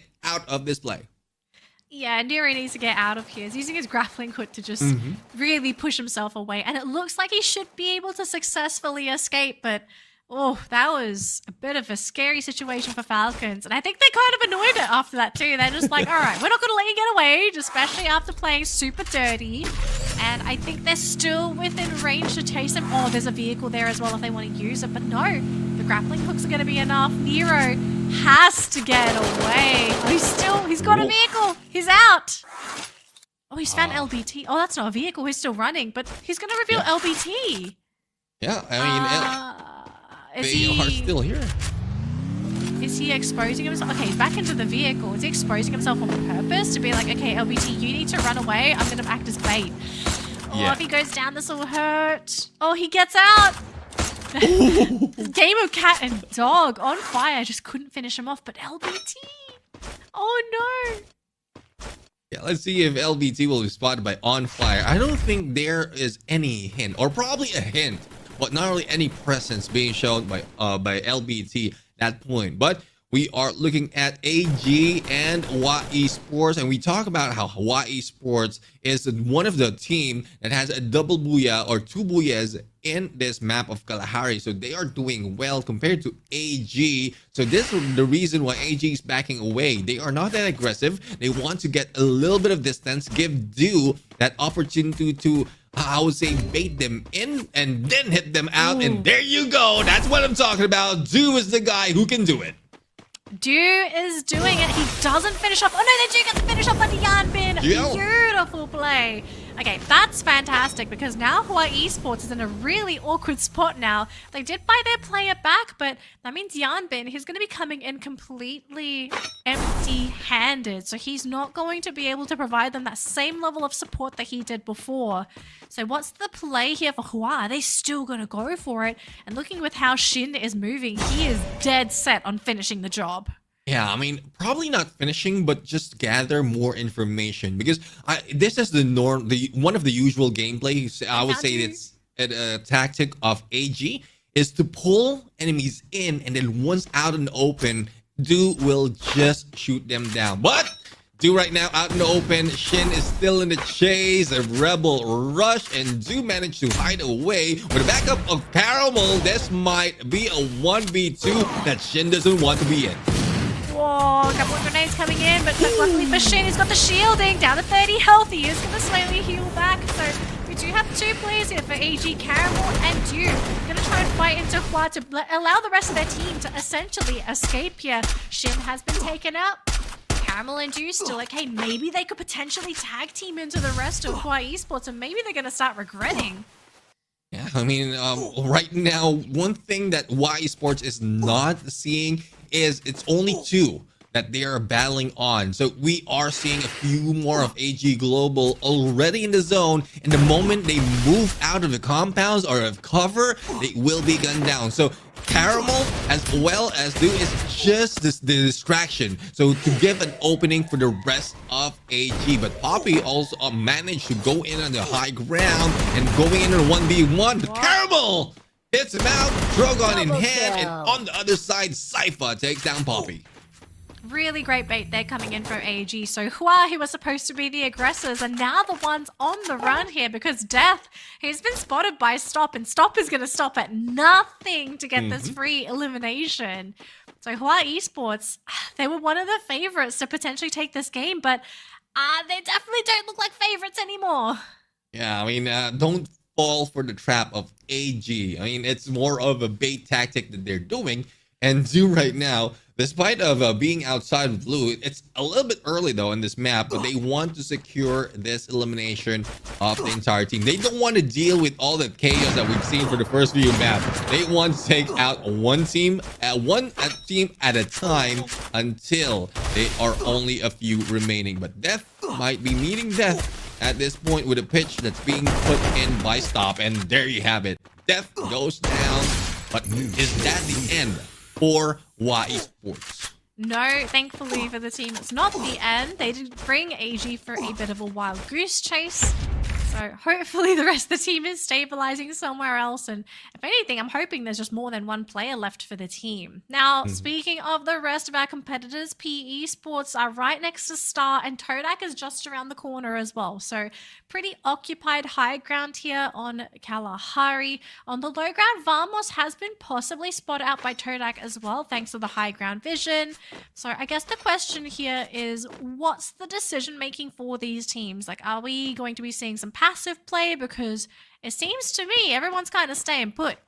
Yeah, I mean, Star has been so aggressive overall, thus they managed to do like highlights, like clutches, but it's not paying off in terms of numbers. So I guess this is about time that Star needs to be passive and then just get good position, similar to what we're seeing from Todak. But Todak has done this a few more times, but still fails to do it. So passive, a good mix of being passive and aggressive would or might work for them at this point. Could work for them. Vamos, though, playing a little bit quiet for themselves, focusing on that looting game. So we'll see how this team decide to go for their next move, because there's so many teams on the high ground. Now, superstars of the day. Attack all round. They are going to be spotted out by Buriram. And luckily for Buriram, they are on the high ground hill there. So they're going to see everything. But surprisingly, a very quiet game for this team. This is the first time we've seen Attack all round sort of be the ones sitting at 0 eliminations and not going on a blood-killing spree themselves. Well, probably this is realization that they know Kalahari is not their map. So let's not go aggressive and being taken out a little bit early. Because if they did, I'm pretty sure like when they used that jump pad, they spotted Buriram United. So passiveness really saved that at this point compared to what we're seeing from AG Global, trying to take down a few players of Team Falcons. And that's showing yourself after the fact that the blue will be closing in and you might be gate kept. So AG Global, hopefully that decision will work for them, though they have a zip line. The only question is who'll be waiting on the other side. Yeah, I don't know if they want to use the zip line either, because aren't you basically lining yourself up for Falcons to possibly snipe you? So it's such a weird spot to be in here for AG. Actually, no, it's going to be Peter going to actually launch himself to a separate compound. So I guess for Falcons, they're just like, guys, we're going to get out into a better place. Don't worry. Speaking of not worrying, Attack All Round are right next to God of Wolf. I'm seeing a couple of blue walls there, not in front of Buriram, but also God of Wolf, a trail of blue walls. So already some skirmishes happening on the low ground. And AG also looking to stick their nose into someone else's business. And even Hua, hello! What is this? Yeah, well, esports, I mean, they were just waiting for the best timing to get in, but unfortunate for them, they didn't spot Buriram United on that ridge, and right now that they are already out in the open, they just have to fight back. But no, using that plat or the jump pad, they managed to get away just ahead Todak, and this might reel Buriram United in to take down Todak. And we know how it is. Todak is really not working for them on the defensive side, despite of how well positioned they are. Oh boy, so that circle's going to be a little awkward here for Buriram. They will have to either decide to climb the hill or run around. Moshi kind of keeping watch of his team's backside because he does see Attack All Round and God of Wolf on that low ground. Now, it looks like Vamos going to be running into Attack All Round's compound, so a bit of action there. John's not inside, but Rory going to be playing on the outside behind the tree as well, trying to provide some cover fire. Maybe this is a good opportunity for God of Wolf to stick their nose into their business as well. Limit's been taken down. That's a big elimination on the side of Attack All Round. Oh, this will be huge if they get eliminated now. Legalotho going to be on the ground for Vamos. Needs to be picked up, but there's too many players. 3 players down the side of Vamos. It's now up to Jun to escape and be that last surviving player. He's only got 100 gold on him, so there's no way he's going to be able to make any kind of purchases. So Attack All Round barely escaping what could have been a deadly encounter. It's very difficult for Team Vamos at this point. I mean, well, not so much of free fire coins, and then you have a sniper with an AWM. So there's only information that you can get from that close range. But Attack All Around, they know that a few players will be, a few stragglers will be in there, and he found, or Jump God has found June. This might be it. Team Vamos will be taken down, especially if 3 players will be shooting him out. But here comes the jump. Still managed to survive, but no! It was a Jew on the other side who picked him out. And look at this, so many teams on the high ground. We have RRQ on a separate compound, but Falcons and PE Esports competing for the same platform. Kororo on the ground. They're going to try and have to pick him up. Peter and On Fire trying to work together, but Kororo goes down before they can get the revive. One more going to be on the high ground as well. So PE Esports going up against the remaining teammates of Falcons. The blue wall's been gone down. On Fire's on the ground. Don't Cry's on the ground as well. One more is down. That's going to be it for Falcons. But look at this though. On the low ground, AG looking to try and compete against RRQ. And that was a Team Falcons being taken down by PE Sports, and PE Sports has a good advantage to take shots on the 2 teams battling underneath them. But Caramel is not backing out that easily. When we thought that this is their chance to get a good position, they're still gatekeeping RRQ. And what can RRQ do? On the other hand, will be in the middle of everyone, or on the next circle, and in view of everyone else who will be getting in. He's going to play Piggy in the middle, and I think this could be a really intelligent play. Teams are not expecting someone to be in that center to try and go for those pickoffs. RRQ though, Abe and Razor are going to go down. It's now down to Mal, who's under half health now, all alone, having to drop onto the ground. He's got practically no cover, except for that wooden platform, but he gets taken down by Cypher, so RRQ eliminated in 8th place. Cypher going to continue moving through those crates, but oh my gosh, look at those shots. Couple players going to go down thanks to Dian. God of Wolf playing with the high ground spectacularly. Liam down on the side of Star. They still have 18 Dia, but this is going to be a big task for him to somehow revive his teammate. Too much damage. Can they pick up Liam? I think that might be a successful pickup here for Star. Yeah, successful pickup, and they have a good position, but they're not good enough against GOW. Though Demon has been knocked down, the pickup can be done. Brim United and Attack All Around now in this battle, and Attack All Around being seen backing out of this fight. Here comes the glue wall melter. Brim United still not faced despite of GOW trying to shoot them down from above, and a little bit of help doesn't really hurt Attack All Around. They can hide out in this container while battle is happening from around. That's huge. Buriram, 2 players, 3 players going down. They do have Wasana. Jonah does get picked up, but Buriram down to their last 2 players in this final skirmish. Teams having to move in because that final circle, it's creeping forward. The high ground no longer working in favor for God of Wolf PE Sports, finding a very quiet corner for themselves, very content with where they are, but Attack All Around defending their corner. They do not want to share this at all, and they will successfully eliminate Liam on the side of Star. They say, nope, this is our corner, but Jump God gets thrown to the floor, and it's going to be up to Poon God to keep things alive for Attack All Round. Only sitting on 6 eliminations, and yes, I only say 6 because they have been thriving on so many elims today. PE Esports, though, in a really good position to potentially take this game. They've got the full roster. Ju going to compete with Poon God, and Ju gets him. Yeah, Nero almost taken down, managed to heal himself. 1v4 Jonah. situation, and Jonah and Do on a 1v1, but I don't think Jonah will be surviving that. And there you go, 1v4. Only Do remains. PE Sports Vietnam grabs that booyah. An unexpected team to secure the booyah on Kalahari of all these maps, but look how happy they are. They have 100%. They had those losses on their desk, ready to go for whenever they get those booyahs. But super impressed with how that late game sort of worked out for PE Sports. They played the late game. They let everyone fight amongst themselves. I think the fact that they found that very quiet corner before the final circle came in was crucial, because everyone else was just killing each other off. Yeah, definitely. I mean, it's PE Sports going back to the basic right now, putting themselves in the final circle and in a safe spot. Earlier, I did comment that PE Sports in a good spot because they're in one of the compounds, and GOW is on the other side on one of the platforms. So it is either those two teams that can take advantage of the chaos that's been happening, and we just witnessed how that ended up.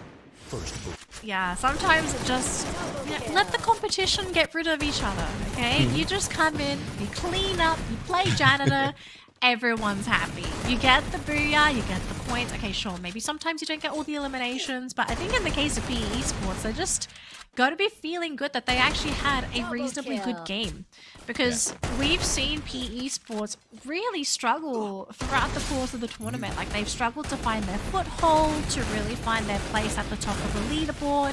They're kind of hovering towards the middle, sometimes towards the lower end of the bracket. I kind of wonder, just grabbing this booyah, could we maybe see PE Sports pick it up a little bit, you know, get that confidence back after getting this booyah, and maybe we see them try to take more control of their destiny rather than playing passively and letting everyone come to them. Well, if you ask me, my personal take on that is just keep this up. Not so much of aggressiveness, yeah, a little bit of confidence, but like not so much, because if they increase that confidence and move in for the aggressiveness instead of just trying every time, go to the basic, survive a little bit longer, grab elimination towards the final part of that map, it might be going back to the inconsistent way. So just keep it as it is for week, or for day number 1, or probably for the entire week, and then study how the other teams react all throughout the rest of the knockout stage. Well, it's going to be up to PE Sports. I am keen to hear what they have to say during their interview session, because they generally give us some really interesting interviews, but I would like to have like a bit of a look into their mindset. It looks like the interview with PE Sports is ready, so let's see what they have to say after securing that fantastic booyah on Kalahari. Hi everyone, it's a booyah for Vietnam teams today, and right next to me is PE Nero. Congratulations on your first booyah, Nero. Can you say hello to the audience, please? Hello mọi người nhé. Và đó chính là một cú booyah rất là tuyệt vời đến từ PE Esports. Và ngay bên cạnh mình đây chính là PE Esports Nero. Vâng, xin chào Nero. Và lời đầu tiên thì mình sẽ được chúc mừng Nero đã có một chiếc booyah rất là hoàn hảo cho đội tuyển của mình. Thì chúng ta cùng với đến với câu hỏi đầu tiên là mình đang ở tuần thi đấu thứ 4 rồi, và đây là một cái tuần thi đấu thực sự rất là căng thẳng và quan trọng với tất cả các đội tuyển. Và sau 4 game thi đấu nha, thì bạn có đánh giá như thế nào về tất cả các đội tuyển hiện tại? Bởi vì phần lớn mình thấy là gần về cuối bo rồi mà hầu như vẫn chỉ còn đến tận 11 đến 10 đội tuyển, thì bạn đánh giá như thế nào ạ? Mình cảm thấy OB này thì các đội tuyển bắt đầu lối chơi phòng ngự nhiều hơn tấn công trước. So from 1 to 10, I asked him how would he rate about this new week, the fourth week of the tournament, because it's really intense and important for everyone. So he said for this new meta OB46, people started to play like defense style. They started to become more defensive and they started to be more careful about their play style. So vậy thì đến với câu hỏi thứ hai là Nero cảm thấy như thế nào về màn trình diễn của đội tuyển mình ngày hôm nay, khi mà chúng ta đã có những cái bước đầu nó khá là không thuận lợi nhưng mà mình đã đi được đến đây rồi, thì mọi người đã đánh giá ra sao về trận đấu của mình, hay là mình có cái chiến thuật gì mới không ạ? Mình cảm thấy team mình bắn hôm nay vẫn chưa hài lòng lắm. Sắp tới thì tụi mình sẽ cố gắng kiếm được nhiều điểm nhất thôi. So for the questions, I asked him like how would he rate the performance of PE Sport right now and overall of the team, and he said like he's not satisfied with the team play right now and he will try to improve it more, but also he will try to make more booyahs for you guys as well. Vậy thì đến với câu hỏi thứ ba cũng sẽ là câu hỏi cuối cùng, thì chúng mình cũng đã có một cú booyah để gọi là cân bằng lại một chút về cái không khí hiện tại rồi. Thì Nero, mình có một cái lối chiến thuật nào mới mà mình có đang test với lại đội của mình ở trong cái OB mới này không ạ? Chắc là tụi mình thay mình từ vị trí bắn tanker lên bắn tỉa, và mình và Hoàng Anh hai người phối hợp. Thật sự là đúng, bởi vì mình có thấy là Nero đã lên vị trí tỉa rồi. Nero hồi trước Nero cũng khá là nổi tiếng với vị trí tỉa đúng không ạ? Thì đến với cái OB mới này thì bạn cảm thấy là cái việc tỉa nó có dễ dàng hơn cho bạn không? Mình mới chỉ chuyển qua nên mình cảm thấy nó khá là khó khăn. Mình sẽ cố gắng nhiều hơn. So for the new meta, I asked like if he and his teammate has any change for the tactics of the team, and he said like, as you guys can see, Nero started to change his positions into sniper, from tanker to sniper, and he swapped with Hoàng Anh so they can play together better. But of course, this is still new for him, so it's kind of difficult, but he will try his best. Thank you so much for watching our interview. Now let's head back to the caster and see you guys in a bit.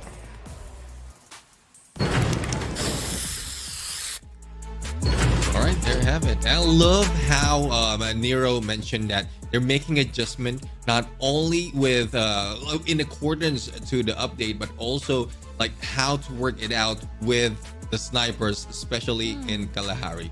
But and anyways, I mean, the first question though is with the update, they are being a little bit defensive because it does work. Even the glue walls has been nerfed so many times, and they need to find different defense tactics. Yeah, I mean, I think I said this at the beginning of the broadcast, right? I was like, how many more nerfs are glue walls gonna get to the point where they're just like kind of like paper, you blow on them and they're gone? But I do like kind of hearing the adjustments for PE sports, because I suspected teams to go through their own personal ways of coping with the changes, and I'm glad to hear from them that they only needed to make a couple of small changes, like nothing drastic where they had to go for major role swaps, major gameplay changes. Like, okay, Nero had to play a little bit more with his teammate now. He's not so much being that frontliner, he's definitely more of a sniper role, but it's working out for them, right? Or at least in this game in particular, it worked out for them. So just to hear that like they're making small adjustments and it's working for them, I'm happy to hear that they didn't get absolutely butchered in the update, because that was one of my biggest fears. Whenever I see an update, I always think, who is this update going to cripple the most? Because like realistically, I think teams I'm not sure if some people are going to agree, maybe you disagree as well. I think some teams run on patches where they'll have patches, but they are really good because everything that is buffed and strong benefits them.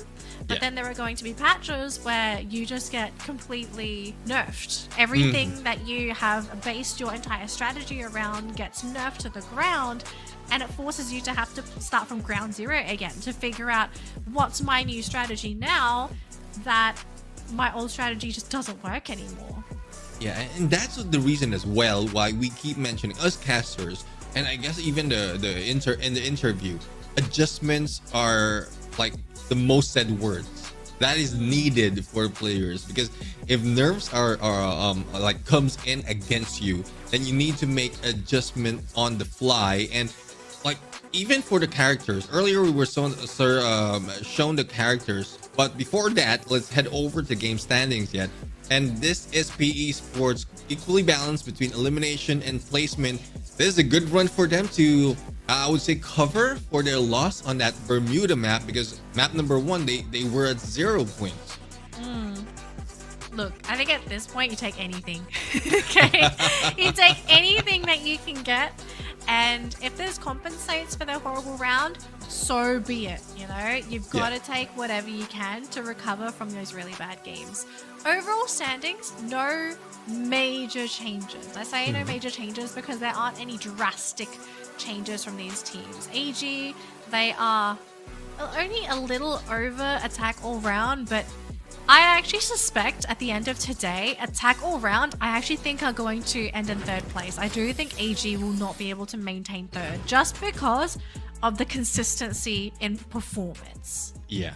And well, we'll have to find out if AG might make those adjustments, make those changes, because I hope definitely right. Attack all around is in a run to take it back, because like in between them, it's very, very close, only 2 points, but above them, that's where they really need to work. So it's RRQ still making a few points, especially with how Maal was playing earlier. So they don't want to let go of their position just yet, or probably they want to let go but beat Borneo United, but we're talking about 50 points. And we've seen how Borneo United gathered points map after map. Yeah, actually, I'm glad you brought up RRQ. I have to say, today has not really been their day. It's been extremely slow for the team. They've still tried to do their classic strat of just playing with the circle, but yeah, very, very quiet day for this team. I'm kind of wondering if they're really struggling because of this patch. We are going to find out what's going to happen next though with game number 5 after this break. So if you need to do anything, do it now, but make sure you're back in 5 minutes, because game 5 is going to be just as awesome. We'll see you after this.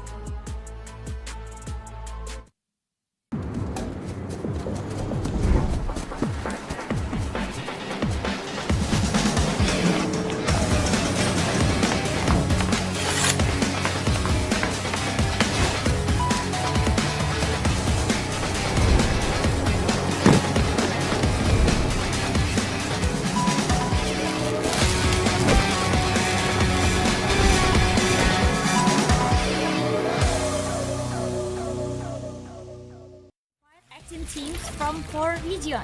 We have 5 from Indonesia, 5 from Thailand. You know what? We have 5 handsome teams from Vietnam. Oh, no. Indonesian is better. Everyone knows that Thailand has the best player in the world. No, Vietnam still have the best handsome teams. And 3 from Malaysia. They will compete head-to-head to win a share of the 300,000 USD prize pool. And of course, Thailand will be the one who bring this prize back home. You know it, right? It's our country. Impossible for other region to win. No chance for you guys. don't talk to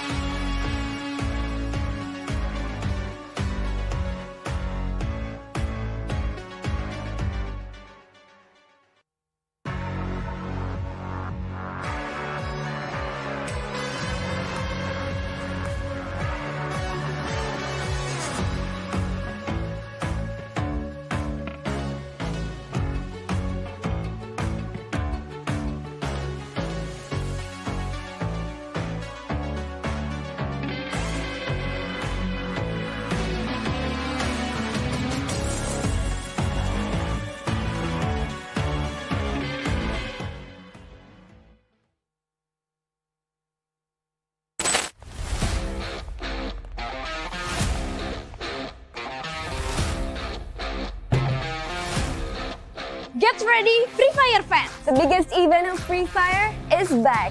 The Southeast Asia Legends will competing for the Free Fire World Series 2024 Fall Trophy. Free Fire World Series Southeast Asia 2024 Fall will invite 18 teams from 4 regions. We have 5 from Indonesia, 5 from Thailand. You know what? We have 5 handsome teams from Vietnam. Oh, no. Indonesian is better. Everyone knows that Thailand has the best player in the world. No, Vietnam still have the best handsome teams. And 3 from Malaysia.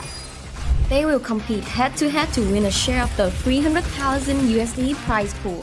And of course, Thailand will be the one who bring this prize back home. You know it, right? It's our country. Impossible for other region to win. No chance for you guys. don't talk too much. Let's continue our announcement.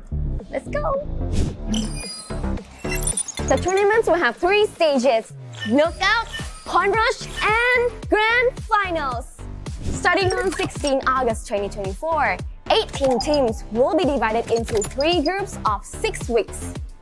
They will compete in 18 match days across 6 weeks of knockout stage. Oh, and a friendly reminder, do not give 5 booyah to that team again, my dear survivors.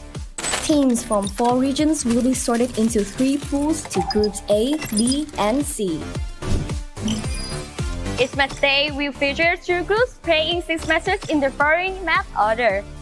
For map location will be Bermuda, Category, Alpine, Carrari, Nextera, and the final map that will be randomly chosen each day to keep things unexpected. At the end of the knockout stage, 6 teams will be eliminated, while 12 teams will move on to the next stage, Point Rush. Over 11 and 12 October 2024, they will play 12 high-stakes matches. No one gets eliminated, but every point counts. These crucial points will serve as a head start points, heading into the grand final stage. The grand final will be on 13 October 2024 in Surabaya, Indonesia. 12 teams will battle in the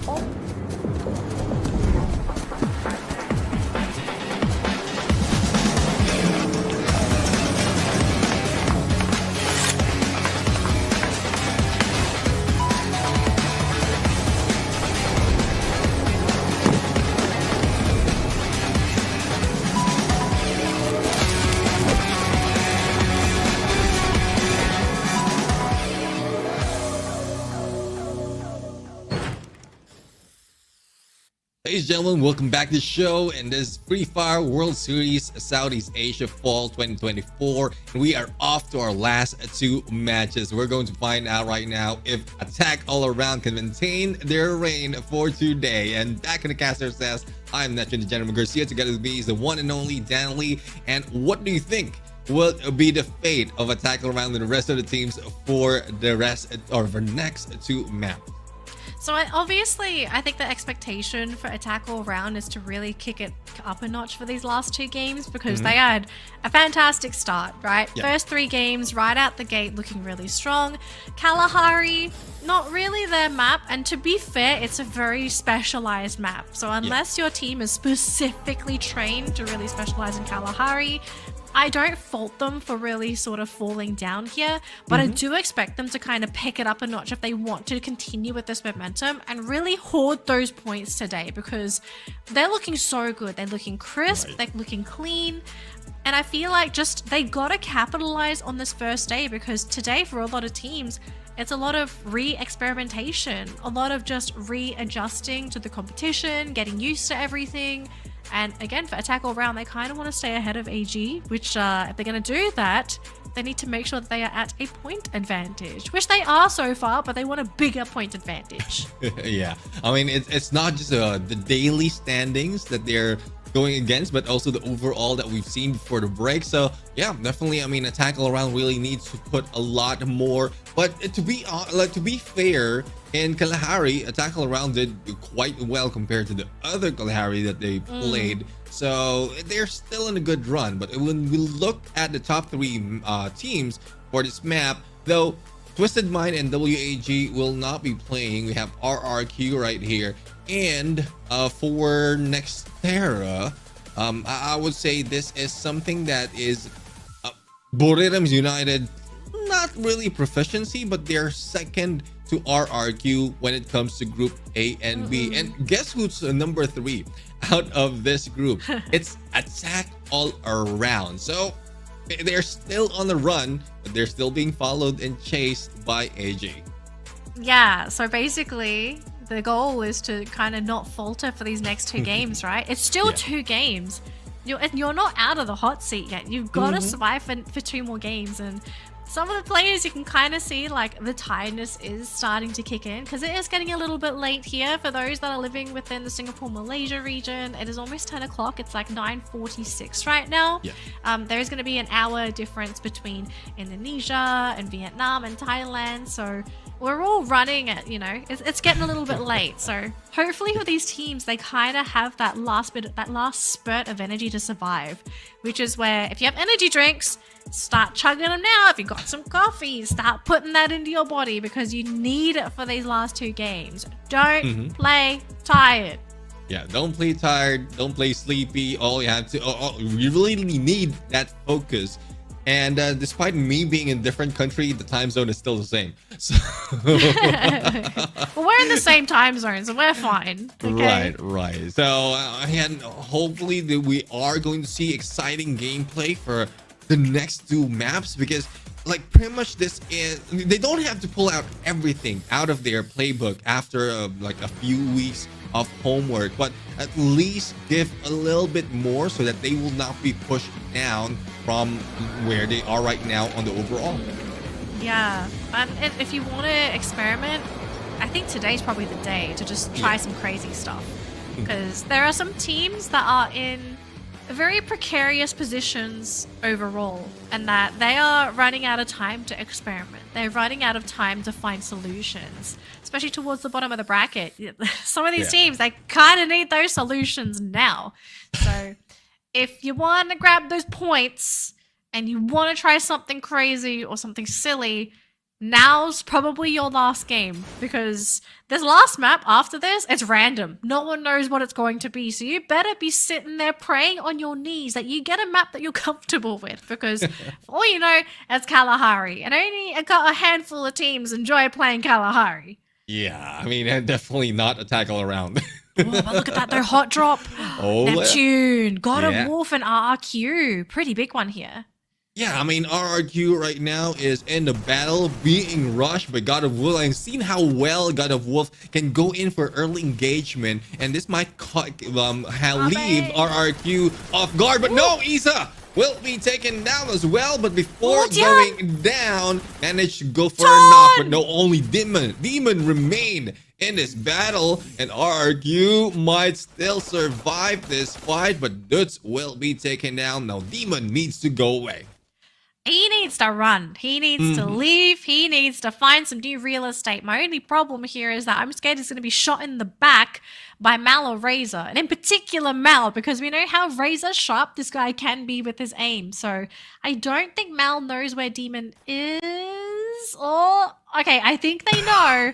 Okay, this could be problematic. A 1v1 against Mal. This could go sour. It could. In terms of anticipation, where they is. Oh, there you go. Didn't get those coins into the vending machine, and I was about to go there. In terms of anticipation, where they are, because 3 of the players has been taken out, so basically all they have to do is wait for the vending machine, and that's what Mal and Racer did. But who is going in for a welcoming approach? It is a Team Vamos, and the lead would be McRory, but let's see if he can fight back while the rest of the team get position. Oh boy, this is not where RRQ really wants to be surrounded by Vamos, but then again, trust in Razor and Mal to maybe bring things back into the fold for the team. Trying to break through those blue walls. Razor 1v1 against McRory, but look at this, they Legolas providing some fantastic support fire from the back.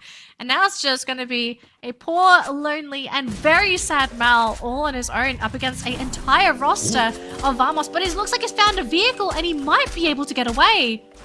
Oh, nice angle and not enough time for Team Vamos to shoot him out. And Mal managed to get away. Hopefully no one's about to meet him on the other side. And as we can see, Vamos will be left behind. A few of engagement happening on the other side as well. A pickup or a recovery will be put in by our RQ. Here comes AG in the flight, but no one will be spotted just yet.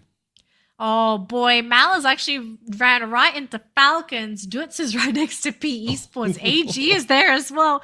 This is looking pretty terrible for RRQ. I fear this might just be the end for RRQ after what was supposed to be a pretty exciting beginning. But Esports, though, getting into a bit of a skirmish up against Expand, and it's just Mikid and 4Cap against the entire roster of Hua Esports. They're going to try and go for that aggressive play, but with the numbers disadvantage, it's not looking too good here for Expand. Shin playing with the jumps. Oh, he actually gets knocked down by 4Cap, but the reinforcements from his teammates are there. Yeah, I mean, I guess this is a good chance for Y Esports to grab a few more points. No elimination yet for Team of Expand. And let's see how well can they get positioned, because as you can see, Burim United will be greeting them on their approach very near to that vending machine. So hopefully they can get probably a vehicle, but no, one of the players will be spotted in that vending machine that managed to get away, and the split can give them that distraction or give the rest of the teams a chance to get away while distracting. Oh no! Oh, Buram shooting down ducks. They get rid of Shin. They didn't actually get to see the other player that ran into the water, so extremely lucky. It could have been much worse, but Death, on the verge of death himself, extremely low, literally hiding around the corner here. So he does heal back up, but with Buriram, that's potentially going to see him any moment now. I think they know he's there as well. Yeah. Oh, Wasada just playing with him as well. Just goes for a bit of a dash. Death is down. And that's going to be it for Hua. So crippled for that early game. But thankfully they do still have a survivor out there that's going to hopefully bring the team back into the game. Now, Falcons looking to finish strong here, finding two players for PE Esports. Don't Cry immediately gets down. Razor on the other side of the map, though, getting down there by Expand. Very surprising play there of Falcons, just eliminating all of these PE Esports players. LBT! He thought he would be able to escape, but he just set himself up to be a flying duck, and is going to be another elimination added to Falcons' kill count. Yeah, and that is the revenge after what happened in Kalahari between Team Falcons and PE Sports, where PE Sports brought this team down. But let's see if they'll be able to maintain their position right now, because the blue is closing in, and in front of them is Star Knight Esports. But judging from the team, though they are aggressive, it's not showing up on knockout stage because they are still far from getting to the top 12. Currently in 14, and a huge lead between them and BTR, who's not playing right now. Yeah, that makes it really increasingly difficult, because if you're trying to chase somebody and you're chasing someone that is not even playing on one of your play days, it does not feel good trying to play catch up. Now, speaking of catch up, I think Star, if they can get rid of Falcons here, this would be such a big burden off of their back. But remember, this is Falcons. This is an extremely experienced team. RRQ being eliminated thanks to Expand, unfortunately. The Axel sealing the deal there for the Indonesians. Karo, though, being caught out by Fies. But Peter going to be sending it back their way, getting rid of Liam and Fies. Ju, in the meantime, though, getting rid of one of the Expand players. And Peter caught by Raz, and 18 Deer getting on fire as well. Oh, Star trying to equalize the playing ground, and it's slowly working in their favor. Yeah, I mean, we've seen how well 18 Deer can clutch a few of the gameplays, and we're talking about EWC level. So let's see if that will work this time. Good help from the other side coming from Raz, and Star is still alive. Team Falcons managed to get away with only one player on the other side. It is Malaysia against Malaysia. Todak being brought down to their knees by Vamos. Vamos feasting on their countrymen, looking to secure that final one. Can they get it there? They can't get the shots. Raja escapes, but barely. And he's on the high ground as well. So McKay, he's going to have to try and find a way to get on up there, but Todak, their dreams are alive, but just barely. I don't know how they're going to make a comeback happen, but if they do, it will be a miracle of sorts. Oh boy, they found Expand though. 4 cap, looking to hide, and we've got a player flying in, so for Vamos, I don't know what it is with the Malaysian teams. They all just seem to go and like congregate together. It's almost like a ritual where it's like, okay guys, we're gonna meet at this place at this time. We brawl it out. Whoever gets the points wins. It's not working for them. I mean, it's not working for them because they're just pulling each other down, and they're down the bottom of our leaderboard. So hopefully that changes. Hopefully, like the Malaysian team can find a different approach, a different tactic, though. And what we're seeing right here is like players who have been in different levels, not just in the Southeast Asia. So hopefully they can try to recall any of the tactics, or not specifically the tactics, but how they managed to change or made those adjustments in those tournaments. But YE Sports right now trying to get a good position into the next circle, but AG Global is trying to hit them down from behind. So let's see if they can survive this battle. They're crossing the bridge right now, about to meet some of the teams who's already settled. Yeah, kind of crazy how we always see Hawaii Esports running into AG. Just constant skirmishes between these two teams. Now, we could be seeing a bit of a clash here with Vamos going up against Star. Star looking to try and find a place for them to sort of settle down, whereas for Vamos, they have found their own little comfy spot right next to Expand. So, 2 Malaysian teams possibly fighting up against an Indonesian team. And Star, they're moving in. Vamos, they're getting ready. Oh, they spotted them. They know they're there. Are they really going to stick around? It looks like that is the play.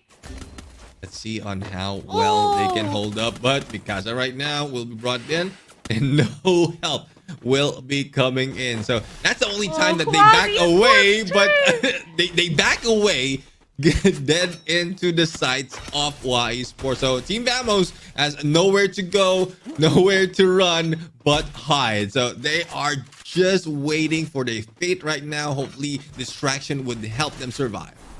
Distraction, hopefully, hoping some of the other teams keep each other busy as well. So Hawaii Esports playing along the edge. Buriram coming in on the bridge though, so playing with a lot of high ground vision. A tackle round coming in from the bottom there, looking to be pretty empty, but Falcons might be the next target here for Star. So a bit of a rematch between these two teams here. Maybe a time for Falcons to get their rematch, their comeback, or if Star wins this, you've picked off one of the biggest teams in this map. Yeah, I mean, Star would just say, we've done this before, why not do it again?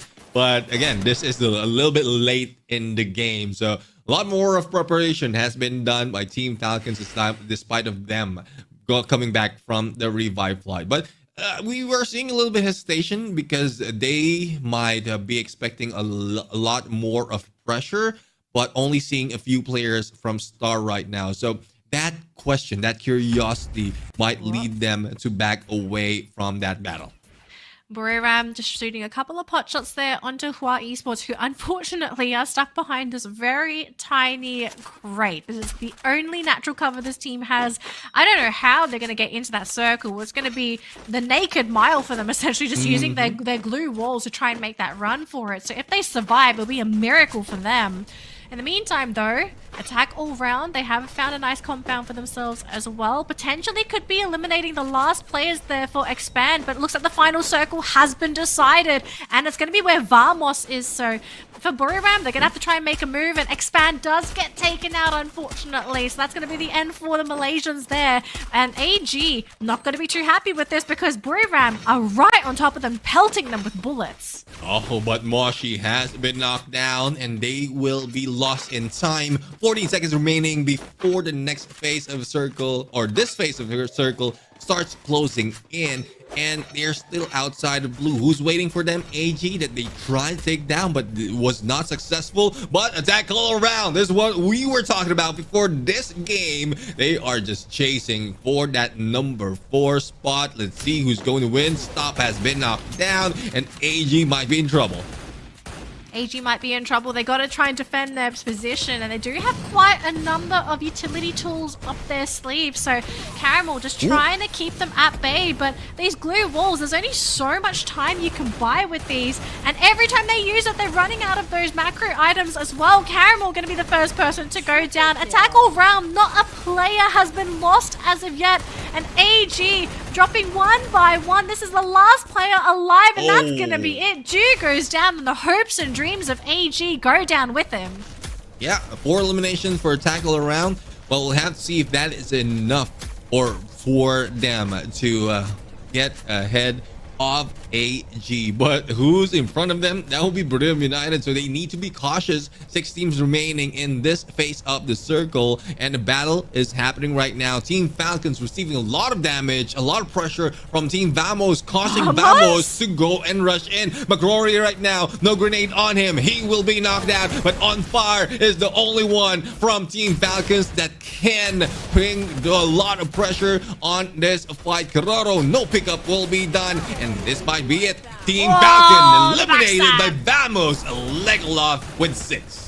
Legolas, oh my gosh, Vamos are sitting on 11 eliminations. A fantastic performance for this team, but they are down 2 players, so they're gonna have to try and play things nice and slow. And thankfully for them, Attack All Round are busy trying to deal with Buriram, who is now charging into their area, trying to take them down with brute force, because Attack All Round, this is a major contender to potentially take this game. So far, Buriram still keeping all of their players alive, constantly juking and jiving. They call Cougar. That's a big elimination there for Attack All Round. Buriram looking to be in a fantastic position. Can they continue with the finish offs? Get High gonna go down, and Attack All Round are eliminated, and they still keep their 4-man roster.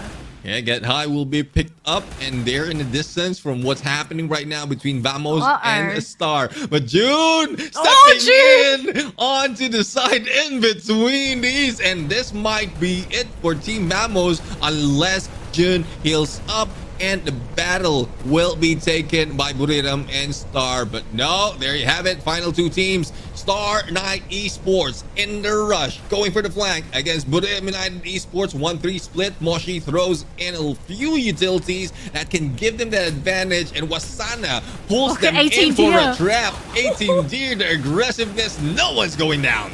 And look at this, Raz coming in for the backstab, wants to get rid of Moshi. Moshi trying to regroup with the team, but his health bar is dropping so low. Oh my gosh, it's getting insane here. Buriram sitting on 3 players style, sitting on their last 2. Raz on a sliver of health, barely surviving. It might end up being Fi's MKS to try and actually be the winner here, but no, it's Buriram. They outlast the competition. Oh my gosh, what an ending there for Buriram.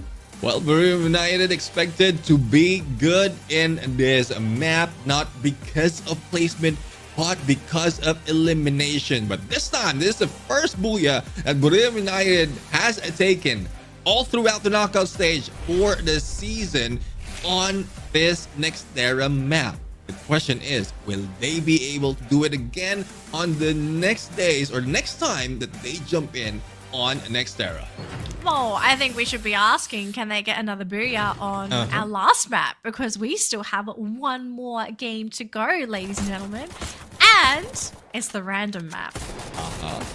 Yeah, and let's see on what will be brought in. I mean, I'm pretty sure a lot will be expecting Alpine because of the probability that it has been shown every time. But as we look at the highlights right now, Star surprisingly are doing well, even surviving the final circle, and that is what we need from this team. So just to lift them up closer to that top 12.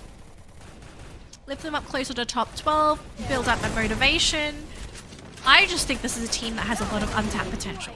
They really do. It's just they haven't really had much of a break up until this point. I think this was the closest that they were ever going to get.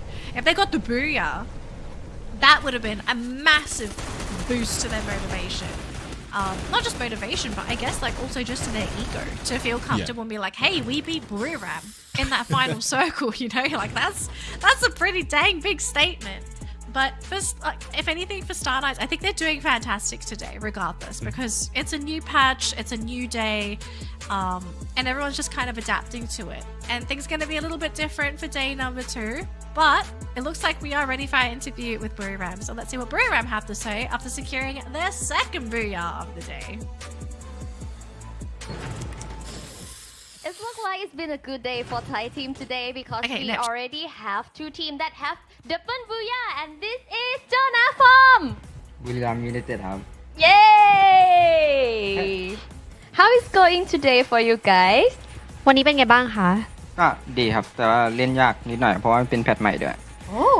Quite good, but it's still hard to play and we didn't have to adapt a lot because it's still in the new patch. So, after we updated into the new patch already, is there any team that you think they're turned to be like an enemy to you?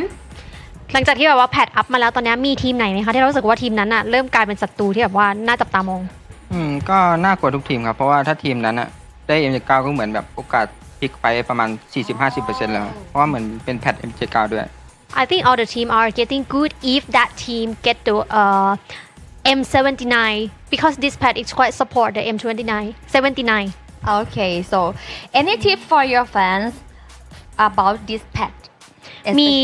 มีทิปอะไรอยากแบบฝากอยากแนะนำคนดูมากไหมคะเกี่ยวกับแพทนี้ ก็ขยันเก็บแอร์ดรอปครับแล้วก็เปิดตู้ครับเพราะM79 เยอะ Focusing on collecting airdrop because there are a lot of M79 in that. Okay. Last but not least, anything you want to say to your fans? มีอะไรอยากฝากถึงแฟนๆไหมคะ ก็ไม่ต้องกังวลครับที่พวกผมเล่นแบบนี้ก็มันเล่นยากด้วยครับแล้วมันเป็นแพทใหม่ด้วยแล้ววันแรก Don't be worried about us that our performance turn out like this because it's a new patch and we're trying to adapt to it. And this is Jonah from Buriram United Esports. So now let's get back into the shoutcaster.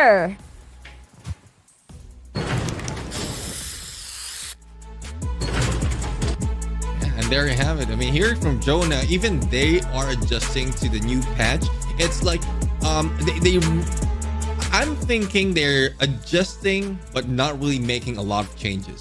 They just want to feel what needs to be changed yet or before making those changes in presets and their characters as well as the weaponry, because there's a lot of adjustment that might affect the gameplay if they stick to it up until the end of knockout stage. Yeah, they're probably just experimenting with maybe some old weapons, old strategies just to see, okay, is this still viable now? Or has the new patch maybe gutted something? Has it maybe buffed something? I'd love if we had like a podcast with some of the teams just kind of talking amongst each other, you know? It's like, hey, you guys, what do you think of the new patch? And just let them talk. I think there'll be an absolute gold mine to hear what they think about certain changes, to see like, okay, is this enough to bring a weapon back? Is maybe like a particular character going to come back because a certain weapon has been buffed or some kind of utility is now more useful, like that kind of stuff. But I mean, for the players right now, it's interesting to see how they're adapting and to see like some teams making small adjustments and other teams making big adjustments. I think you'd probably be concerned if you're seeing a team that is making no adjustments at all, as in they feel confident with their play style during the previous patch or maybe think that that's going to work out for them. And I kind of fear that, you know, some of the teams towards the bottom end of the bracket that might be struggling, I'm a bit afraid that they're falling into that trap where they're thinking, okay, all the new stuff we've tried today is not working. Let's try and play how we used to. And they're still seeing the same result, maybe even worse. Yeah, I mean, it might show a little bit more of bad showing compared to before the update, because if it's not working then and you're still using it now, then definitely it wouldn't work. But yeah, it needs changing. But again, I've seen that so many times before, but some are intentional, especially towards the latter part of knockout stages, wherein their place of their top 12 is already secured. They tried old tactics, old build, and it's just to throw off the competition. It's just to throw them off, knowing that, oh, this team will be using this, but once they get into the grand finals, that's where they pull up a trump card and they can bring in a few more of those hidden gameplays and even hidden gameplays and tactics. Yeah, I mean, if you're a team that wants to try the old stuff to see if it's still viable. I don't really expect Buriram to do that, right? Because they're so far ahead, they're so comfortable with where they are, that I'm very sure that they could afford to sort of let one game go if they have to try this. But to see everyone's still respecting each other regardless, like it doesn't matter where anyone is, they're still respecting all the teams competing and they're still taking the competition seriously. It's quite reassuring to know that not like everyone's still trying and there's no teams that are lost hope, because I still think there's a chance for everybody.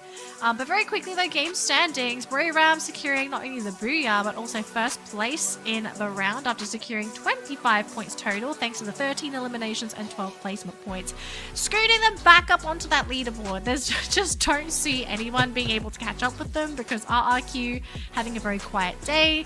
It's really just been a race between AG and Attack all round. And look at this, a 1 point difference. AG still in the lead by just a single point.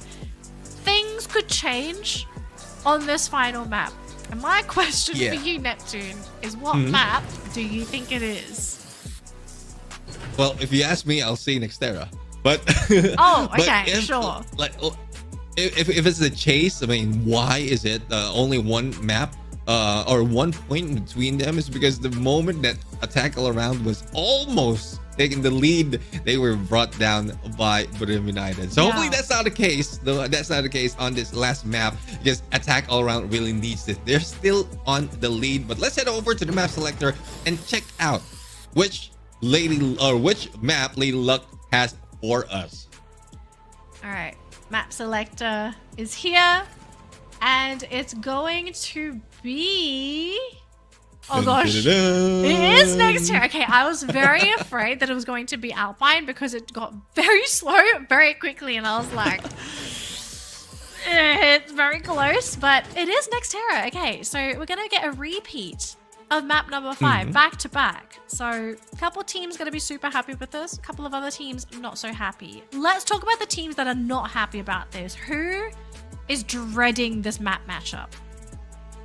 Well, if we look at how it was, it would be RRQ. They only grabbed 4 points from the previous Nextera. So, it will be GOW with only 2 points. The same goes with PE Sports. So. Okay, so these guys, hopefully, considering that this is a do-over, they can figure out a way to sort of pick up those points. But top dogs, I mean, we just saw our top dogs in that previous matchup, and in particular Buriram as well, just looking really, really strong. So I'm kind of wondering, you know, since it's a do-over, what's going to change for some of these teams? Is it going to be where they drop? Is it going to be their pathing? Is it going to be maybe who they want to target? Because we did see a little bit of hunting, right? And one of the teams that actually got hunted quite quickly was RRQ. Actually, RRQ hot dropped. Was it PE Sports? I don't remember what the hot drop was again. If I'm not mistaken, it's RRQ, and it is somewhere on Zipline. I'm trying to remember who they hot dropped. Oh my gosh. It was. But anyways, I mean, they like for RRQ, if I'm not mistaken, they fought back and then managed to get away. And then revive their teammates. That was Mal, who managed to get away after the hot drop, or after Team Vamos chased him down. Yes. So yes, so that was that's what I remember. And then they brought back their teammates, but like they were all scattered, thus didn't get so much of points. Yeah, they didn't really get to play together. They didn't get to play classic RRQ, which before the patch was really the team working as 5 would get into basically the center of the circle, or where they deemed the center of the circle would be, and basically just camp out until the late game. Like that was their winning strategy before the latest update. So they have played vastly different, I feel. Like they're still showing elements of their old meta, which is the whole play in the center of the circle. But I kind of feel like we're starting to see elements of adaptation, but the team at the same time just doesn't feel comfortable executing it, right? Like, they're being pushed into a very uncomfortable position, and it's really showing in their performance. Yeah, I mean, and that's one thing. I mean, it's also part of the tactics that put in so much pressure, because you can put yourself or put the game to your favor. So let's see if that will be the case or if any changes will be done. Definitely hot drop or drop spots will not change because it's a redemption for those who lost early in those early engagement. Probably peel away for those who lost as well. So anything can happen 50-50 on Nextera since it's a do-over. It's a do-over. It's a reset. I think it's time for revenge. If you want a hot drop, you kind of just kind of hot drop somebody now, right? It's like the best time to do so. All right. So the flight path has been determined and our teams are flying onto the map right now. Curious to see if we're going to be seeing any cheeky plays. It's going to be from the north to the south flight path, from the east to the west, and it's RRQ running into God of Wolf. So this must have been the original encounter. So we're having basically a reset for RRQ and God of Wolf, and essentially for RRQ, they need to get rid of God of Wolf ASAP. But Dots, first person down. Yeah, that has been eliminated, and let's see if they can fight back. There goes Son. So the trade-off has been done. Vamos is here too. Yeah, I mean, Team Falcons, our Team Falcons is just new to this encounter. Vamos anticipate this to be happening and try to go in, but no! There goes a hit by June, and RRQ not looking good. XM8 gameplay from Team Vamos. Oh, this is going to look really bad because Falcons storming the facility as well. 3 Falcons players up against 3 RRQ, and Razor immediately eliminated. This just feels like a reset almost of game number 1. RRQ running into this engagement early, but no, maybe the comeback is here. Peter is on the ground. Korora going to have to try and go for the comeback play, and he caught Mal. That's a big one. The firepower of RRQ taken out of the equation. Oh my gosh, I swear this team just can't get a break. I think whoever's hot dropping, because we don't know at this point in time who is exactly doing the ones that are hot dropping, RRQ's got to move. Either RRQ's got to move or God of Wolf has got to move, because this is not working out for anybody.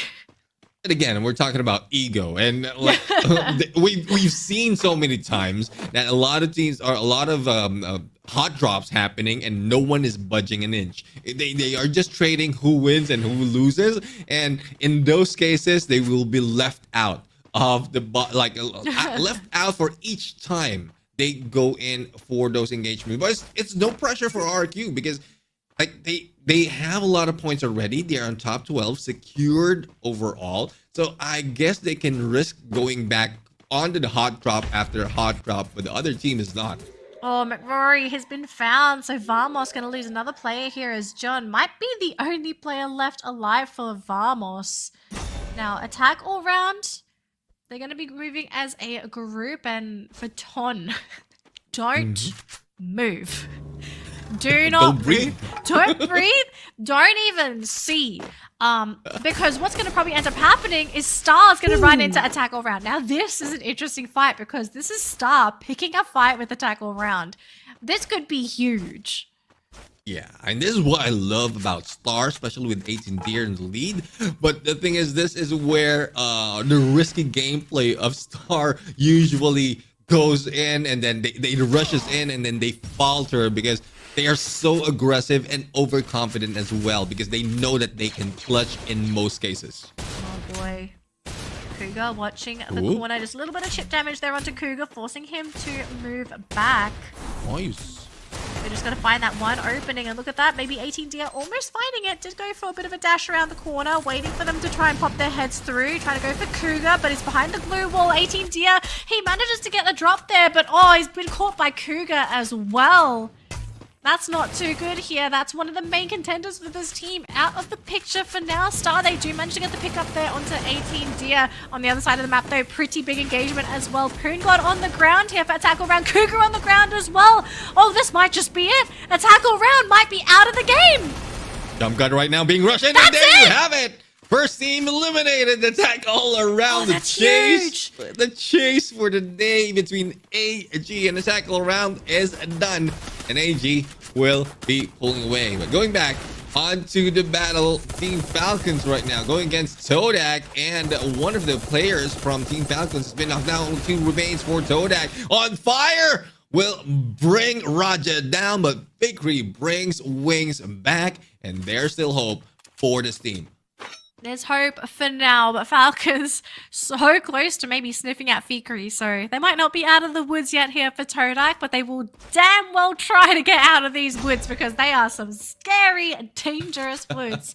Now, it looks like Blueram, they did manage to catch out Razor from RRQ, so again, just crippling this team yet again after such an incredibly difficult early game. Hua Esports, they're about to run into 4-cap. Now, the rest of Expand is nowhere near him, so it's going to be a free, easy pick here for Hua Esports, adding another elimination to their name, now sitting at 4 eliminations. We do see traps being revived on the side of Todak, so another body back into the game, and oh my gosh, did you just get eliminated?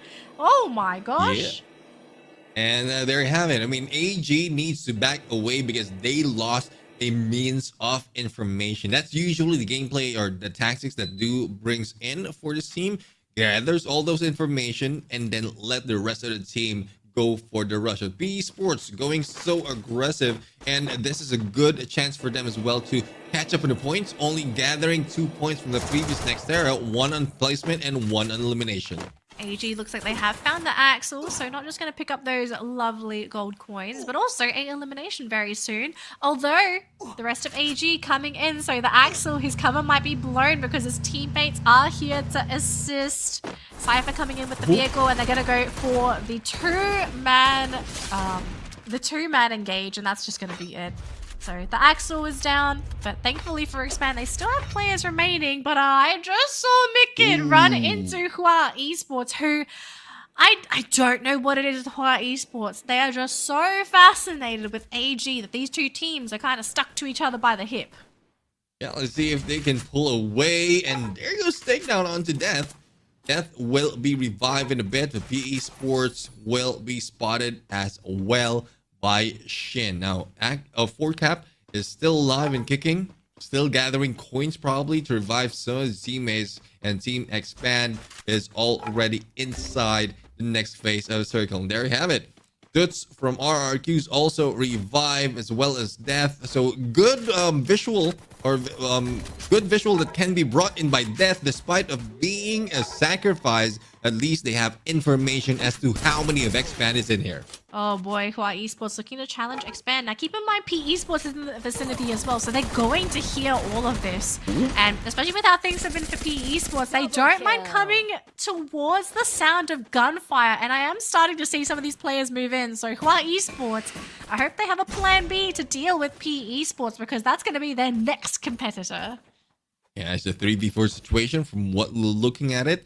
Expand managed to keep themselves in a distance, but LBT in the lead to chase down Hua Esports, and that forces Hua Esports to move into the edge of the circle. But this will not be taken further by PE Sports, I believe, because they don't want to be baited in, especially at this point with 11 players on phase number 3. A lot of teams might be surrounding, and similar to what we're seeing from Star. Oh boy, PE Sports. I hope they're ready to walk onto Star territory, because Star will protect their territory with their lives. And thankfully for RRQ, probably dodging a bullet, walking away from this team. You do not want to be running into them at all. Now, it's just Abe, and he has been caught out, unfortunately, losing a little bit of health here and there, but I think it might just be Hua that's about to take him down. I did see one of the players on Todak being eliminated, as well as they did try to go for that crate. Raja, though, alone as well, right in the middle of Hua Esports, about to go down. And he did manage to catch Death in the process, though. He won't be able to finish him off, but at the end of the day, they get the elimination. Another elim added to Hua's name. Yeah, let's see on how well Hua will be able to hold this off. They can maintain their hold on this compound, and Abe, being taken down by Poppy. And another point goes to Hua. On the other side, Shin distracting Star, or rather probably pushing them out of their way so that the rest of the team can have a good run. Arvan Scan spotting 4 surprisingly character. I'm seeing a Wukong right there from Star. Let's see how well he can use that. Oh, wow. Really interesting. Now at the Nostalgic. moment, very nostalgic. Teams currently congregating around this massive compound here. We've got 3 teams. We could be seeing 4 join them if PE Sports decide to head down that way as well. God of Wolf is nearby too, but playing more towards the edge. So this team can come in a little bit later. But it's very crowded in here within this circle, right? Lots of teams trying to play for the territory, to try and play for that cover. But again, everyone just playing very slow, very safe, very methodical, because we still have 10 teams on the map and 38 bodies. So that's 38 kills potentially for a team that is looking to be a little bloodthirsty. As Todak going to be losing Raja and maybe Traps as well. This could be pretty big. I don't know how Vamos does it. They just keep spotting out the Malaysian players. I don't know, but probably if they can't find a team or a target, they go in for the usual approach of like Todak or Expand. But quick recovery being done by Todak to bring the rest of the teammate. But how much can they bring in at this phase of the circle? A lot of teams already very close to each other. Very, very close to each other indeed. And so far, Todak, Raja, and Wings coming in. Thankfully, they haven't been shot down as of yet. They need a moment, but Raja, we see this man's health basically flickering to nothing again. So Raja's going to go down as well as Wings. And Todak, again, just the constant buybacks. Oh my gosh, Fikri is sitting on a bunch of money, gold coins. Expand, though, going to be the next team to go down. Now down to our top 9 teams here for our final play day here for teams in Group A and B. Raja going to go down yet again, this time to Caramel, who secures that Traps as well. Thanks to Caramel. Oh my gosh, it never ends for Todak. They are trying to survive with numbers, but there's only so much you can do until you just run out of coins. Yeah. And there you have it. Fikri has been taken down. And I thought, I'm thinking Fikri has already been tired of buying teammates back. So he just needs to get empties his life savings. But it's Wings is still alive though. But this will be a play for placement. Not so much that they can do in terms of elimination, unless they can pull off what we've seen earlier on map number 1. Look, I am looking at where Buriram is at the moment, and they are actually in a really good spot to potentially win this game, because you have everyone currently occupying that small area, and the other teams left remaining, it's God of Wolf, PE Sports, and Vamos playing on the outskirts. So there's going to be a huge battle royale within that compound there. We're going to be losing a couple teams. And for Buriram, there's no major contenders that are really going to be able to take them out. So unless someone, like a surprise double attack coming in from God of Wolf and Vamos, like a top two-sided attack, I just see Buriram being able to sort of sneak on in and being able to just swipe this game away, because look at it, they're just slowly creeping in scot-free. Yeah, I mean, scot-free indeed. Well, I couldn't say the same for June. Will be eliminated, and Mika right now out in the open. Vamos will say Vamos for today, but PE Sports one more through the window, and AG Global on the side also doing work on Y Sports. Oh, incredible work there. So PE Sports eliminating one of the competitors there for Buriram, and now Buriram running into PE Sports. But look at this though, couple bodies have hit the ground. It's now down to Wasana and Jonah. Nero is on the ground, and we even have a little bit of support fire coming in from Star. The pickup is there for PE Sports. They're still trying to keep Buriram at bay, because let's be realistic, it's quite difficult for them to try and make that walk.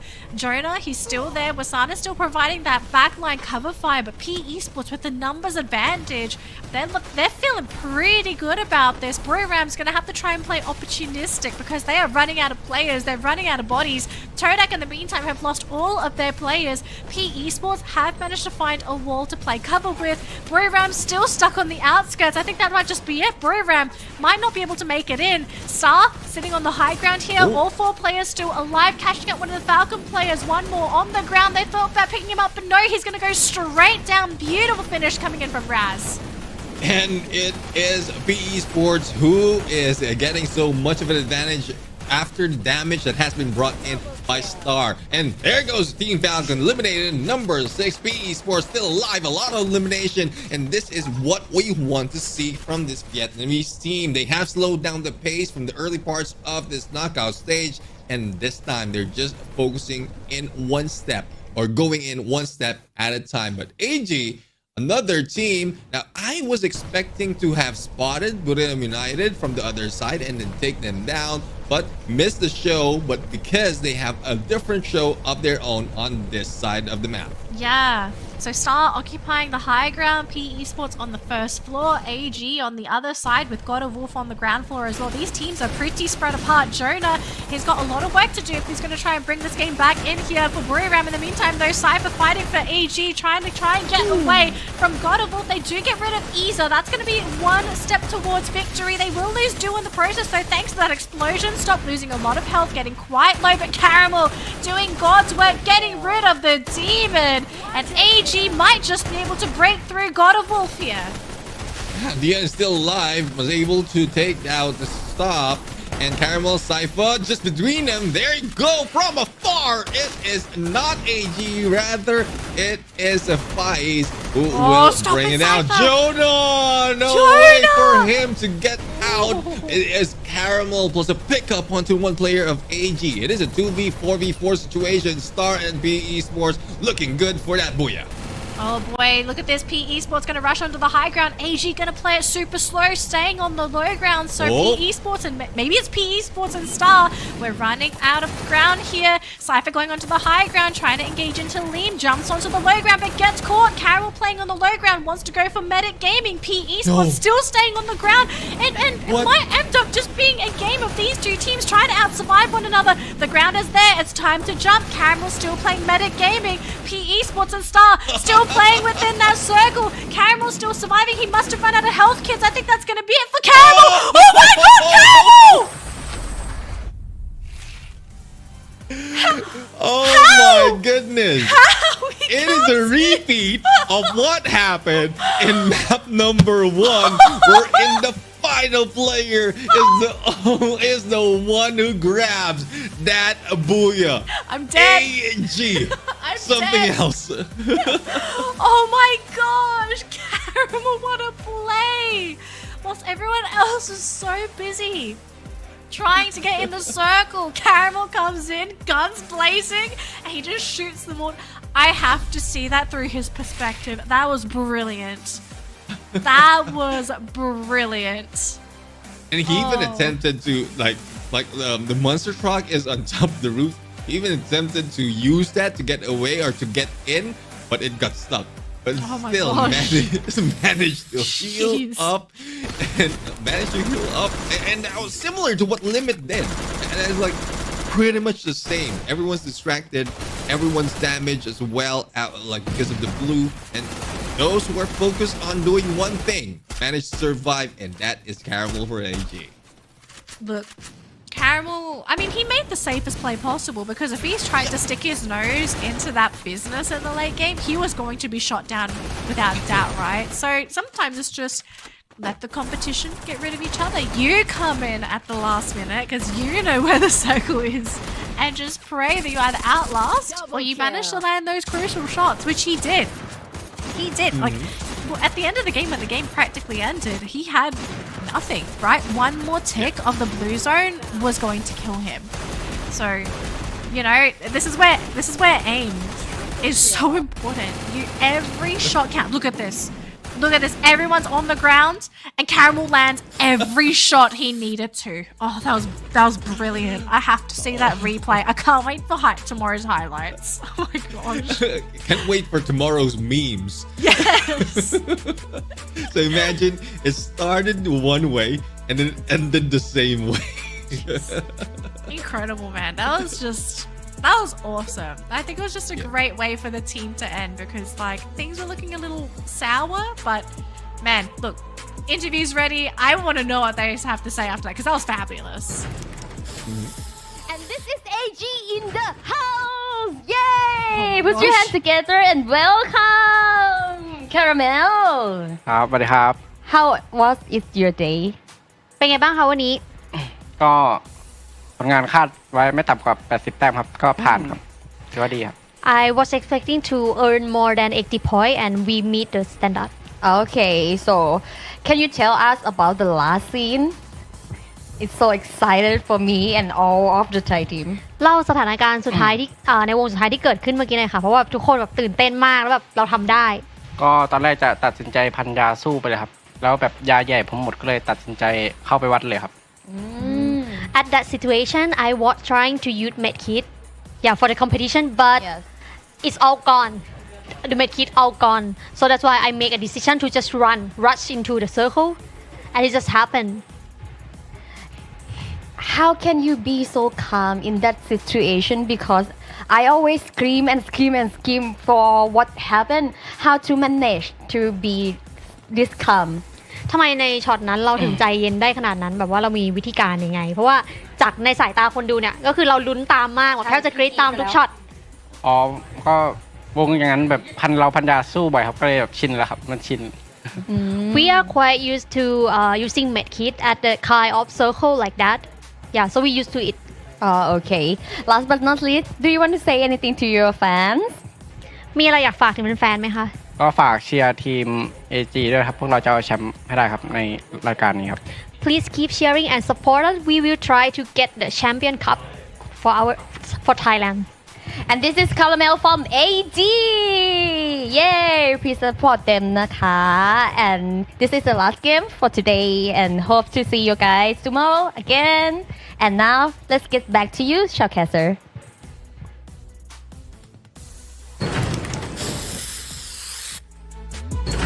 If it works, man. You know, don't question it.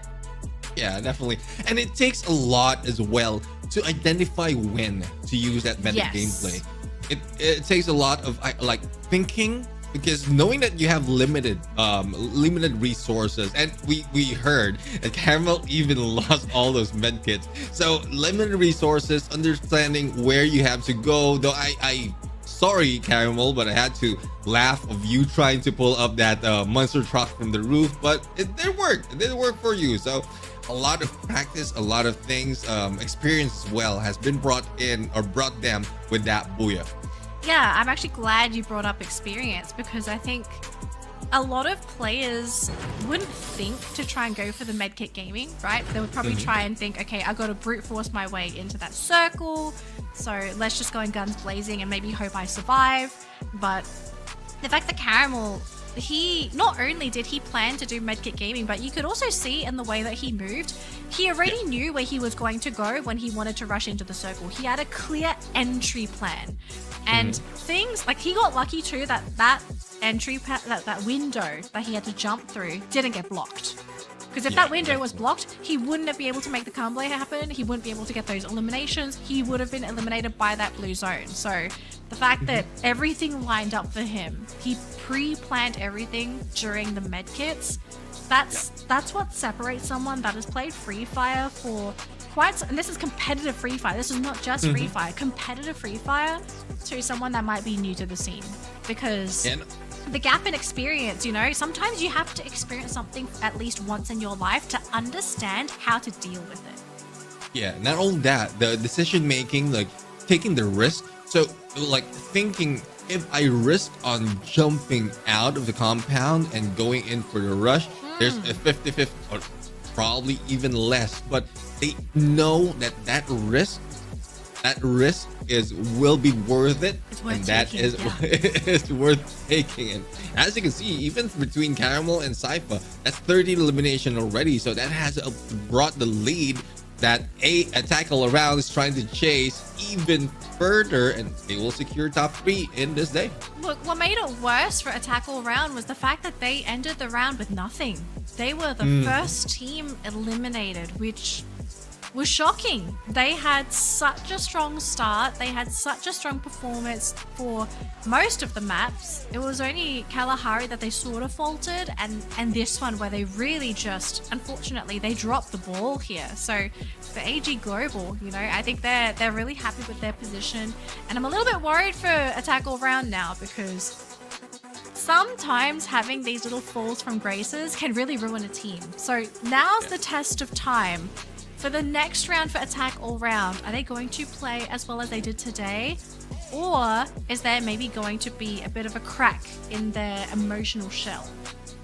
Oh, that would depend though. If their game will be by tomorrow, then there's a huge chance that there will be some communication that will not go well after this day. But if they will have 1 day's rest, then they can like patch things up, iron things before they jump in. But before we go there, let's look at the game standings. 30 points for AG Global, 18 elimination plus the Booyah, and that is how they started the game with the day with 30 points as well, and that brings them to the day or this day's #1 spot with 116 points overall. I mean, they set their goal. Camera literally said it, right? He set the goal, or the team set the goal for 80 points, and they just blew it. Yeah, they blew it out of the water. I think that's their minimum, right? Like the team minimum. They say like, okay, on an average day, if we don't do well, we want 80. So 116, well deserved, but definitely carried it in that last game with those 30 points. So AG, 589 points. Way above Attack All Round. Attack All Round are going to rethink their strategy if they're going to figure out any way to catch up with AG now. I would say like they can still maintain it, but probably find a way to spot AG a little bit early, and then at least like with their hands they can stop any movement of the points, or probably plan an approach wherein they can push AG out in the open with other teams. But it's easier said than done. Other like the even Borim United having some troubles at that aspect. Thus, they're only showing up halfway through the map. I mean, RRQ's just sort of fallen, I suppose, especially for the team that has a fantastic record. They're in second place. They had 10 booyahs. I think they have the most booyahs of all the teams competing in the competition so far. And to see them really fall from grace, I think that's really the best way for me to describe them. And I'm saying this as an RQ fan, okay? I'm not saying this to be malicious. I love the team. I love the people on it. But definitely as a fan, as a spectator, I think you would have expectations for RQ to be able to perform consistently across their matches. That's not happened. Now, I do hope this is just a case of them maybe not managing the patch correctly, so maybe day 1 blues, hopefully day 2 is going to be a little bit better. But I do worry if this team isn't able to sort of find their footing after that second play day. Yeah, I mean, there's a lot of things that can be said and done after those matches, but there's a lot more that we are about to see. This is just the beginning of 3 more weeks of knockout stage. So that being said, we are done with 6 maps, another 6 maps by tomorrow and the following day. So we're gonna have to bid goodbye and good night to everyone. Again, Neptune and Natalie, we'll see you next time. Good night.